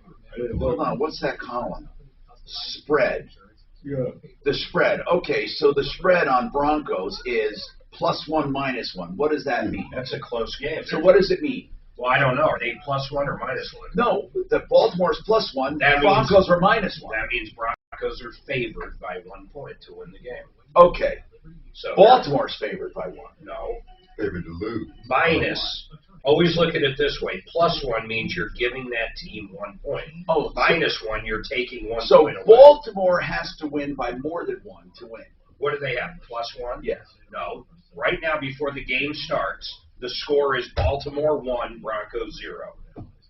Before the game even Broncos starts. are -1. That's right. The Broncos are -1. That's right. Just before the game starts, add or subtract a point. If it was +7, that means the Ravens or Baltimore would have 7 points when the game starts. The Broncos have -7. They have negative points. So just add that amount to the end of the game. That's a better way to put it, or subtract it. If the final score is 21-27, you would add 7 points to the Ravens. -1. And whatever. Yeah. I've never heard of the minus part. That means they're the favorite. Oh, because they're so good, they're taking points away to get you to bet on the other team. Okay, that's how they're. Okay, that's how that's they. like a Because they dead want even that money to go back and forth. They don't want everyone to bet on just the best. Well, that's why casinos, they just make that spread. They got $1 million here and $1 million this way. They're making generally 10 to 14% in the middle. They want every bet to offset. They want, for every $1 million you bet, they want $1 million on the other side of it, and they just make middle. They don't want any risk out there. That's why the lines move. And they'll move dramatically when you're at a casino if they have to. Like all of a sudden a quarterback gets hurt right before the fucking game. You can see it go from -7 to +3 because they want everybody to jump on that other side to even out the odds. They're not trying to make money one way or the other. They just want even bets on both sides. Right. Through all their properties. But why? Why do they want even bets? How do they make money? Because they make 10% on every amount going through. Hi, Tom Martino, your troubleshooter. 303-713-TALK, 303-713-8255. Sandy, what is going on in your life? And we have time for a lot of other calls, 303-713-TALK. Plus, we have Joe Chiano, becomethebanker.org we'll talk to. Sandy, you have an issue with renting. What's going on? I sure do. Hi, Don. Nice to talk to you. Thank you, Sandy. Are you a landlord or a tenant? I am a landlord, and I have some properties in Colorado. I recognize your voice. Are you a dog trainer? Yes, I used to be years and years ago. Dog. Yeah, I recognize your voice. Tell me what's going on with your tenant. I trained your dog. Anyway, I've had this one tenant for 3 years, and when the COVID came in, she got government assistance. So she didn't have to pay anything, Did you get paid, or did she stop paying? No, she stopped. She completely stopped paying. And you could not evict, right? I could not evict. I've not been able to. We've given her like 4 eviction notices. But here's what I want to know, Sandy. When did she stop paying rent? Well, she hasn't paid anything for 14 months. And okay. So the eviction freeze is done. You can evict her now. Well, yeah, but 10 months ago, which I did not know anything about this. I have attorneys working for me through my rental company. But all you have to do, listen, Sandy, all you have to do is evict her now. No. You can get her out of there. Okay, yeah, I know that. 10 months ago, she put in another tenant, said she was the owner, and has been collecting rent from them for 10 months. She subletted it without paying if she collected rent. She actually sublet it. She's an entrepreneur. Yeah. And she collected, hold on, she was collecting rent the whole time? That's incredible. Yes, saying she was the owner of the property. Listen. We found out about it. We found out about it. This is a crime. Night. You need to turn her in. This is a crime. Well, that's turn her into who? No. This you know what the cops are going to say. This is an economic crime. Hold on, Sandy. This is a crime. Definitely is. Don't listen. Hold on. There are people that will do something about this. What jurisdiction is this? Which jurisdiction? What county? Where are you? What city? What state? Oh, what I am what so county? sorry, Denver County. I am so sorry, Denver County. The DA would want to know about this. Listen, I don't care what you say. This is an economic crime. This person posed as the landlord and collected rent. Have you talked to the tenant? Have you talked to the tenant now? Yes. Last night was the first time we found out about it because the police went over to say they were going to evict her tomorrow, and she's going, "What? Okay. What are you talking this about? person, will this person, hold on.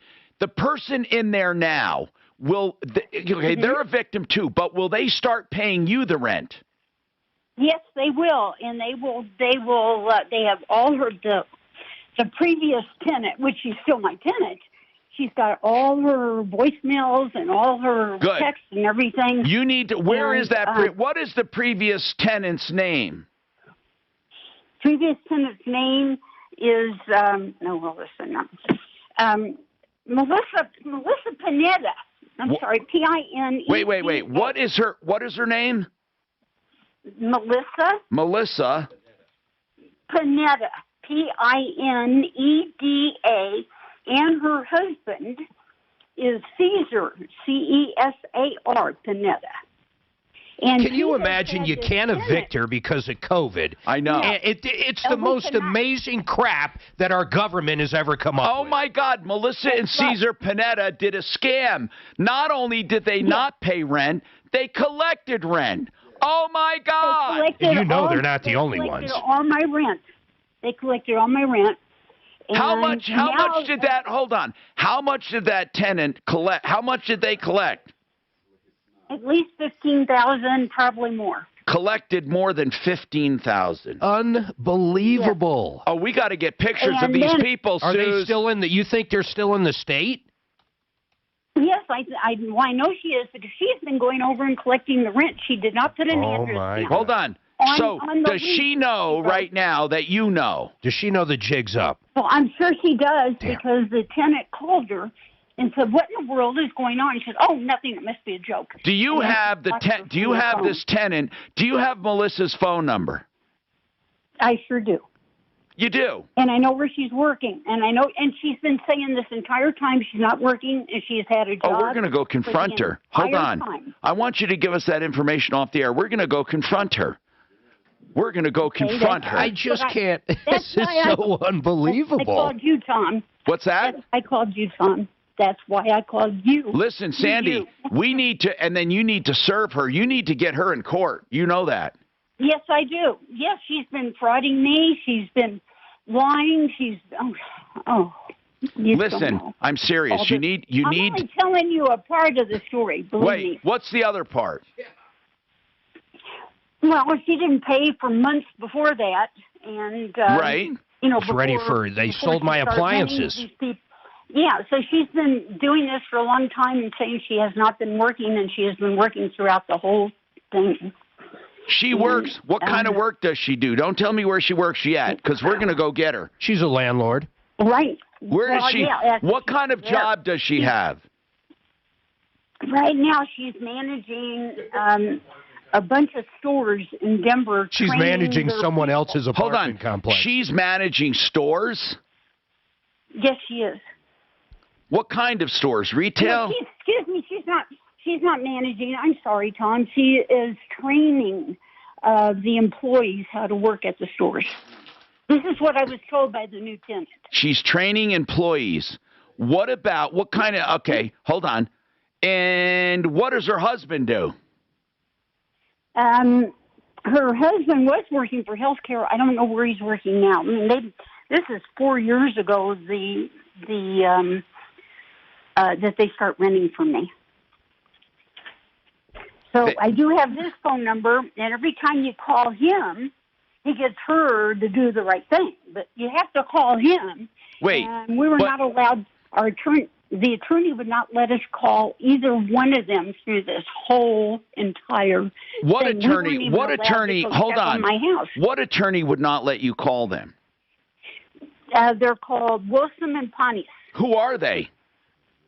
They work with people like me that need legal care, you pay a certain amount. Well, each what are month, they? Okay, but well, they're not me. doing much for you, are they? No, they Is this won't. prepaid They won't legal? talk to Wait, me. do you have prepaid legal crap? Is that what you're talking about? Yeah, well, that's what my renter, the man that does all my rentals, has. And, you know, so if any of his people that he is working with, I pay him to rent my places. Well, And you know, there's he's not doing a problem. very damn good job, is he? Get rid of him. No, the attorney won't let me talk to anybody. Get He will rid not of them. me. Fire them. No, You don't have to keep them. Fire them. Well, it's not me that fires them. It has to be the man that is doing the rentals. Sandy? He's the one that has Sandy? Sandy? Uh-huh. You own the property, right? That is right. Then who? Now, hold on. You have a rental agent. While he was working for you, this fraud was perpetrated. Is that right? That is correct. Then why can't you fire this man? No, I guess. I mean, I can fire the man that did the rental. Of course you fire can. him. You don't need him. You got a tenant in there. Get him the hell out of there. He's just a layer of bureaucracy you don't need. What is he doing for you? Wait, what is he doing for you right now? What is that rental manager doing for you right now? He called the attorneys again this morning. He just called me back right before I called you, and he told me, "Don't do anything yet until you find out what's going on. Don't go to the police. Don't do this." No, wait a don't do minute. that." No. You know, Sandy, this guy doesn't sound right to me. I have a bad feeling in my gut. This guy that you pay, is he a real estate agent? He happens to be a realtor, but he is not doing rentals anymore. He just does rent. I mean, excuse me, he doesn't sell anymore. Okay, who is this rental manager? Well, he's been very good to me. Okay, you know what, Sandy? Hey, wait. He's been very good to you. You haven't got paid for 14 months. How is he good to you? Have you been paying him even? Hold on. Here's the kicker, Sandy. Have you been paying him a commission even when you're not collecting? No. Oh, no, not a penny. Not a penny. All right. I want to call. Listen, why is he telling you not to go to the police? He is not telling me. He said the attorneys are telling him not to. And have you ever talked to those attorneys directly? No, they won't talk to me. I don't think he has an. Do you really believe he has an attorney? Oh yeah, I've called there. Let's just call the guy. The attorneys. This whole thing. Sandy, I don't know what you want us to do. You have our hands tied. You got this rental manager and a law firm involved. What do you expect us to do? We would get you directly involved with people who will help you. I can't work through this phantom rental manager. I don't want you to. No, I don't want you to. You need to get rid of this damn rental manager. Yeah. He ain't doing crap for you. Is that the only property he manages? No, I've got a bunch of them. Do me a favor, okay? If you want our help, give us the name and number of this so-called rental manager. I'd like to get him on and talk to him. She's got several, she says. Yeah, she's got several. So she's still got income. It's just this one that's got her screwed up. No. He has several rentals. She doesn't. She says, I've got plenty. You better ask her. I know her. She doesn't. Okay. Sandy does not. Oh. She does not. I promise you, you misunderstood. He has got plenty. Okay. He has several rentals. Okay. So how many does she have? I think she only has one or two. You need to ask her. How many does she have? I've known her I haven't talked to her in years, but I've known her. She is not a wheeler dealer. Man, this sucks. This really sucks.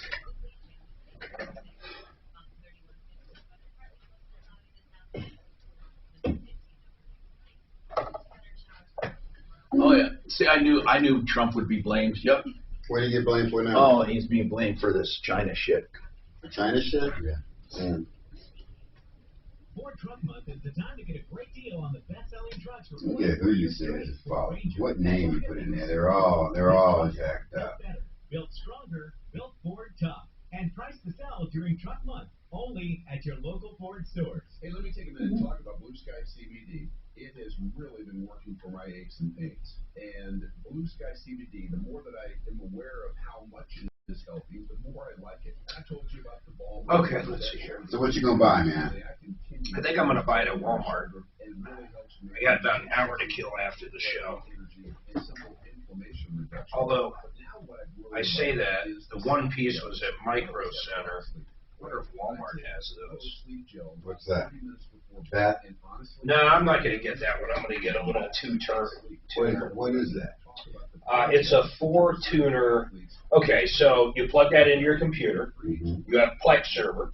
Okay, this feeds Plex server your local channels through a rooftop antenna, HD antenna. Okay. And this has got 4 tuners. So when I'm on Plex in the bedroom, I could be watching Channel 9, and in the other room, Channel 7. Okay. And the other 2 can be actually recording to my hard drive as a DVR. Okay. So it takes over-the-air signal into your Plex server for locals. I like it. Then I can ditch Hulu Live. Hulu Live. I love Hulu Live, but here's the problem. If I fucking go anywhere in the RV, I can't use Hulu Live. It only works at your home. Regular Hulu you can use anywhere, but Hulu Live they only want you using at your zip code at your house. And they make it a real pain in the ass to change. A real pain in the ass. After a few times, that is. So this, I'll be able to launch Plex and watch all my movies if I want, and then watch all the other live shit they have, and then watch the locals. Or I can watch regular Hulu or Netflix or HBO or whatever the fuck. I love Plex, man. Oh, it is pretty cool.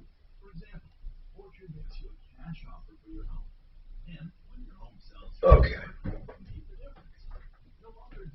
Are you trying to screw up somebody's name, or you just don't know who you're talking to?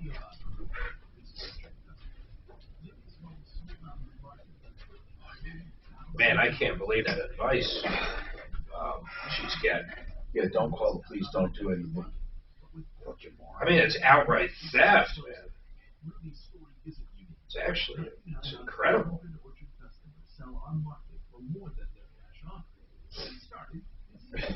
What a fucking, it's ingenious. It really is. During COVID, you don't have to pay rent. Okay, I got that guy on. He's going to come on the air. I'm a little lost on why you're pissed at him, and so is Sandy. We're not pissed. We just want to know why he's saying not to call done the cops. shit. Oh, That's okay. why he's a fucking rental agent. Don't you think he should have known that the fucking people renting weren't in there? Okay, well, he's going to come on and chat at you about it. But I just played Miss Diplomatic. Cool.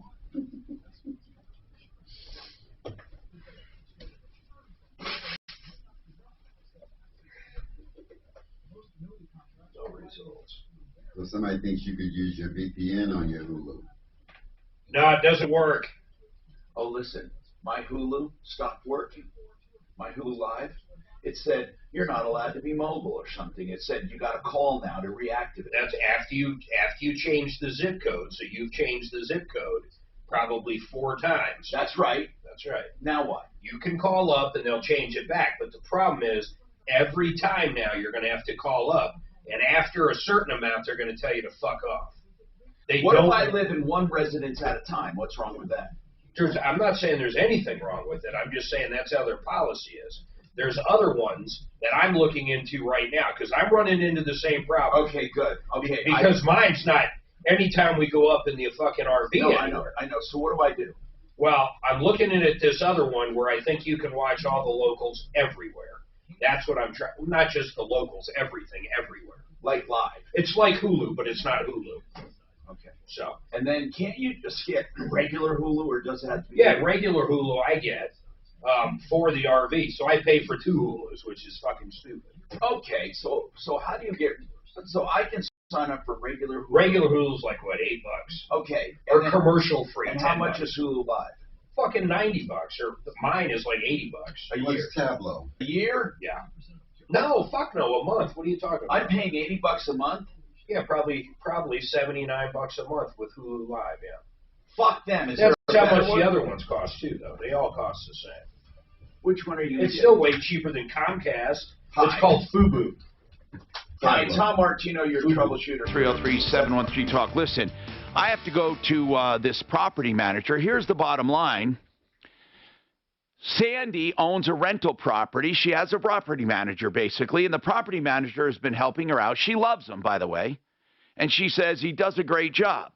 Except 10 months ago, one of the tenants sublet the place to someone else and started collecting the money. This is after she hasn't paid. So Caesar and Melissa were rented this place 4 years ago. 14 months ago, they stopped paying rent because they can't be evicted. Then they sublet it to someone else and collected the rent and moved out. So, my question is, if you're a property manager, how the hell do you justify being a property manager if right under your nose someone moves out, moves someone else in, and starts collecting rent? Now, I would think a property manager should every now and then check on their properties. This is Kevin, and I know Kevin did not personally do anything wrong. I'm not accusing Kevin of bilking any money. Kevin is a victim as well. But Kevin, you're the manager here. If you were my rent manager, I'd be pretty upset. Kevin? Well, yeah, Tom. No, and that's not really quite the situation here. Go ahead. Tell me the situation. Go ahead first. Tell me Kevin, tell me the situation first so we have it correct. Okay. So Sandy likes to do, she likes to self-manage her properties. What she does is she hires me to advertise, show the properties, sign up new tenants, get them all leased up, and then she collects the rent payments, takes care of managing the properties from then on. How many properties does she have, by the way? I think she's got about 4 or 5, something like that. I'm not really sure how many she owns, but those are ones that we've probably been involved with. Sure. So Sandy had been renting this property to these people for about 3 years at the time she contacted me. She said, I've never met the people. They were already living in the property. She said that they had asked her to, and I've helped Sandy out with other properties, but she, and everything's gone great. This one, she already had renters in there. She contacted me and said, hey, they just want to sign a new lease. And, we never screened these people. We never had anything to do with these people. She'd already been renting it to them for 3 years. Got it. She said, they just want a new lease. Can you drop a new lease for me? Send it to them send it to them to sign. I said, sure. So we prepared the lease, sent it to them to sign online. When the minute that they signed the lease, and it all came to light what their plan was after they signed the lease, they had no CDC protection prior to that because they had no lease in place.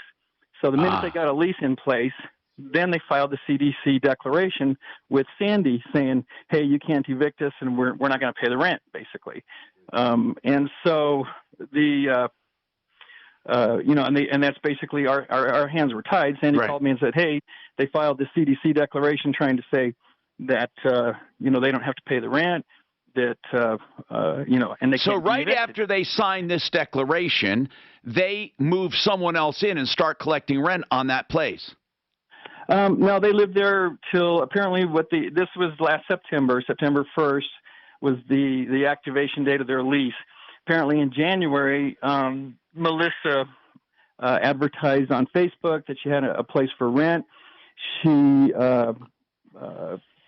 brought in an unsuspecting individual who rented the property from her and thought that Melissa represented herself as the owner of the property. This person signed a lease with, a 6-month lease with Melissa. Melissa then, and of course we weren't receiving any rents during this period of time. We were trying to get. How much did she sublet it for? $1,500, exactly what her rent was. So she was getting paid $1,500 a month. Mm-hmm. She's getting paid $1,500 a month. Was not paying a dime to Sandy during this period of time. and our hands were tied. Of course, we wanted to evict them if we, could. I was just going to help Sandy out with the eviction process. We served eviction notices every time we could, and then the CDC moratorium would get extended again, and then we couldn't do anything about it. The courts, of course, weren't hearing any eviction cases. Kevin, you know that whole story. I'm convinced you had nothing to do with this. I understand now. Here's what I want to ask you. Why would you tell her not to call authorities to have these people arrested for fraud? Why would you tell her that? I did not tell her that. What I told her was that I said, talk to your attorney. I said, talk to the attorney. I said, let's get some advice from the attorneys first, because maybe they need to serve Melissa a note, some kind of documentation. What attorneys, by the way? What attorneys? You want the name of the? No. Are they your attorneys?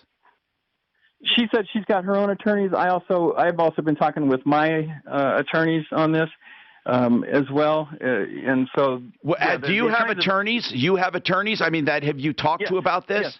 Oh yeah. This is total. Everything I've told Sandy was total advice from the attorneys. It's all in writing. I sent Sandy a copy of the email. I don't see a reason why she needs to call the authorities immediately. This is out and out fraud. Oh, I totally agree. It is total fraud. They defrauded Sandy. Obviously they didn't pay the rent. They defrauded you, right? Because you were supposed to be getting a commission. Right. Yeah. They've defrauded everyone from the get-go, including the government. They file for financial assistance from the government, protection from CDC, from eviction. They don't pay Sandy. They collect rent on Sandy's unit and pocket the money. Of course, the CDC declaration says that you're also supposed to be making partial payments, and that you're affected by COVID, that you're unemployed, or it's affected your income. Where all this time they were apparently working, from what we understand. I bet we'd find out they were collecting unemployment. Yeah, absolutely. And when we talked to the attorneys about, I demanded proof of all this from Melissa, saying, okay, you're supposed to be making partial payments. You're supposed to prove that you're supposed to be, prove that you're affected. But the attorney, and when I asked the attorney's office about it, Melissa would not respond. They said, well, yeah, technically she's supposed to do all these things, but there's no teeth in the law. Nobody's enforcing it. Who do you go to demand this? There's so many people out there that are protected from eviction. All they have to do is sign the CDC declaration. They can lie about it and say, hey, I'm affected, and then they're protected. And there's no teeth in the law to go after these people. Here's what I want to do. Here's my plan. Off the air, I want to get more information on these people, and I want to track them down and confront them. And then, great. And I want to get authorities involved. Sandy, are you in? Sure. Oh gosh, yes. And I just want you to know, Kevin, again, it's just been wonderful. I know you said that. I know you said that. Yeah, I talked to him. Not the one. Okay, so Kevin will help us. Kevin will help us nail these people. So really, we got to nail them. They're criminals and they're blood-sucking thieves. Hold on. Suze, get the information as much as you can off the air, and let's proceed.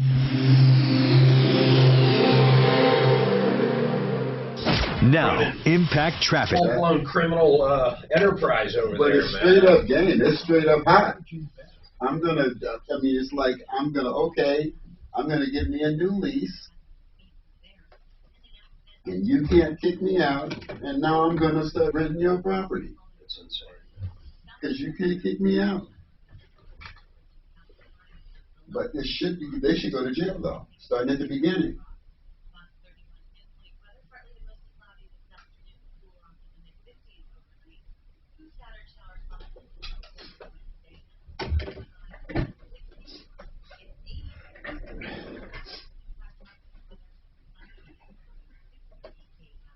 It's back to school today, but on the college before you know it. Open a College Invest 529 savings account and benefit from a Colorado tax deduction. Do it now before another school year passes. collegeinvest.org. Colorado Pain Care has earned my trust and respect. They helped me through pain. Yeah, I'm going there again. Anyway, I pulled a muscle. But the bottom line is this. They have quick solutions. They have long-term solutions. They have physical therapy. They have things to help you. That's Colorado Pain Care, Sport, and Spine. I'm a fan. I'm a patient. You should be too. They take all major insurance. All you have to do is call them or start online. 303-GOT-PAIN.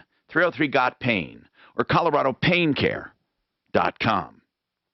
If you're in trouble with the law and you need help, you can call Joe Lazzara.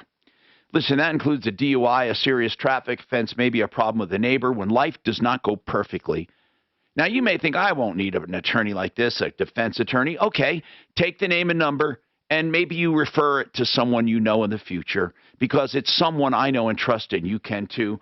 Flat rates on all offenses, and he has just a great free consultation service. Joe Lazzara, 303-429-6200, 429-6200. Find him at referralist.com. Search the name Joe Lazzara. Have you ever...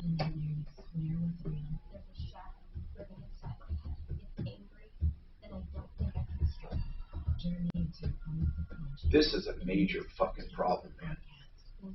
I'm It gonna is tell wrong. you what I'm gonna do. I am gonna get my good video camera. I'm gonna go confront that bastard. Maybe Mark and I go, right, Mark? Right?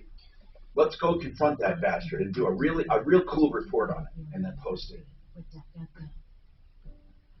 Because this is royal. I mean, this is like cradle to grave. They plotted and planned, and set it in motion, and ran it for 14 months. Sweet. It is. It's fucking unbelievable. We don't have a lease. Let's get us a lease. Hope I didn't give out too much information because it might end up on TV. People will. I'll tell you who wants this story is Fox.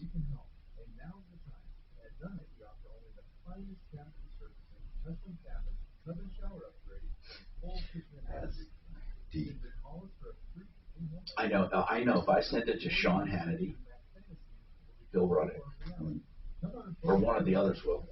But I bet it's happened everywhere though. I don't not think this. this is. I don't know if the skimming happened. I know people took advantage of it, bought boats and shit, but I don't know of anyone who fucking actually rented property. I mean, just People lived high off the hog during this shit. Yeah, they did. Better relationships, you can regain control of your drinking without having to quit completely. Meet life back. the speed of greed is like, warp 6 or 7. Doctor-supervised resources proven in clinical studies to reduce the urge to overdrink in 92% of people, and in-app coaching and support tools. LifeBack makes drinking a choice rather than a habit or need. Every aspect of your LifeBack. I don't know if my computer's got a C. What? A USB-C. Which one? Just my PC at home. If it doesn't have a round one, it doesn't have one. Nope. Yeah, there it is. There's a C in that one. Today to learn more. That's bac.com or call LifeBack today. Get Sandy's information. I will be in contact with her with steps on what to do. She talked to her doctor to get some relief. Turns out Deb had irritable bowel syndrome with Confrontation or IBS-C, which was a start. Saying yes to Linzess, I'll turn you her part. Linzess, or linaclotide, is a prescription medicine that treats IBS-C in adults. Linzess works differently than laxatives. It lets you have more frequent and complete bowel movements and helps remove normal abdominal symptoms. I'm going to go to the health club today, but I'm not going to go to work out. I'm going to go to use the hot tub. You should buy. You ordering those C to A converters? No, what I'm looking for is a hub. A C hub? Because I think you need power to do what I Ooh, want. new tip on whereabouts. According to the dog,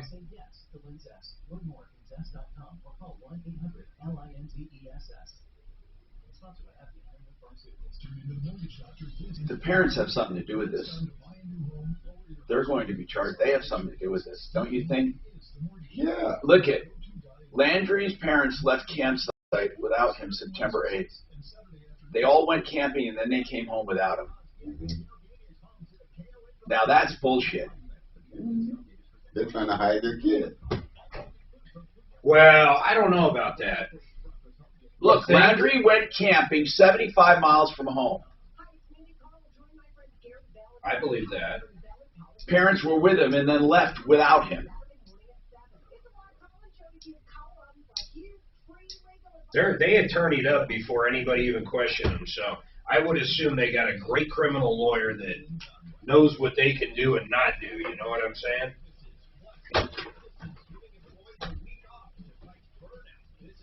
Man, I'd be so pissed if someone did that to me on that rental deal.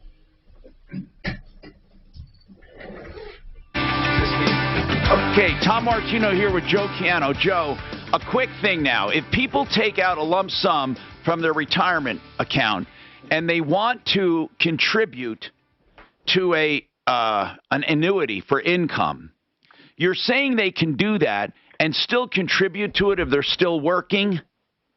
That is right, Tom. How do they do that, Joe? How do they do that?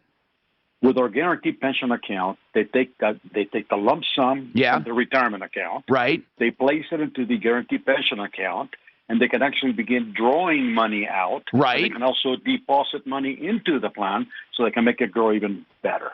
So the more they put in, the more it grows, and the more income they get, or the longer the income lasts?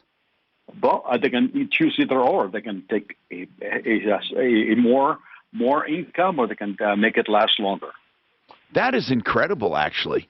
So well, it's a phenomenal product. And it's not a qualified plan. So it's for people who take out money now because they're figuring, listen, I've reached 59 and a half. Taxes are only going to go up. The government's going to look for ways to get into my knickers. They're going to possibly charge capital gains on these retirement plans. I think a lot of people are going to start cashing them out, Joe. Well, I know they are. I know they are. And they should be doing it. Now, is this annuity, does this annuity, it doesn't really, it's not predicated on growth because it goes by income, right? No, this annuity, the guaranteed pension account, it is predicated by growth. No, but what I mean is, but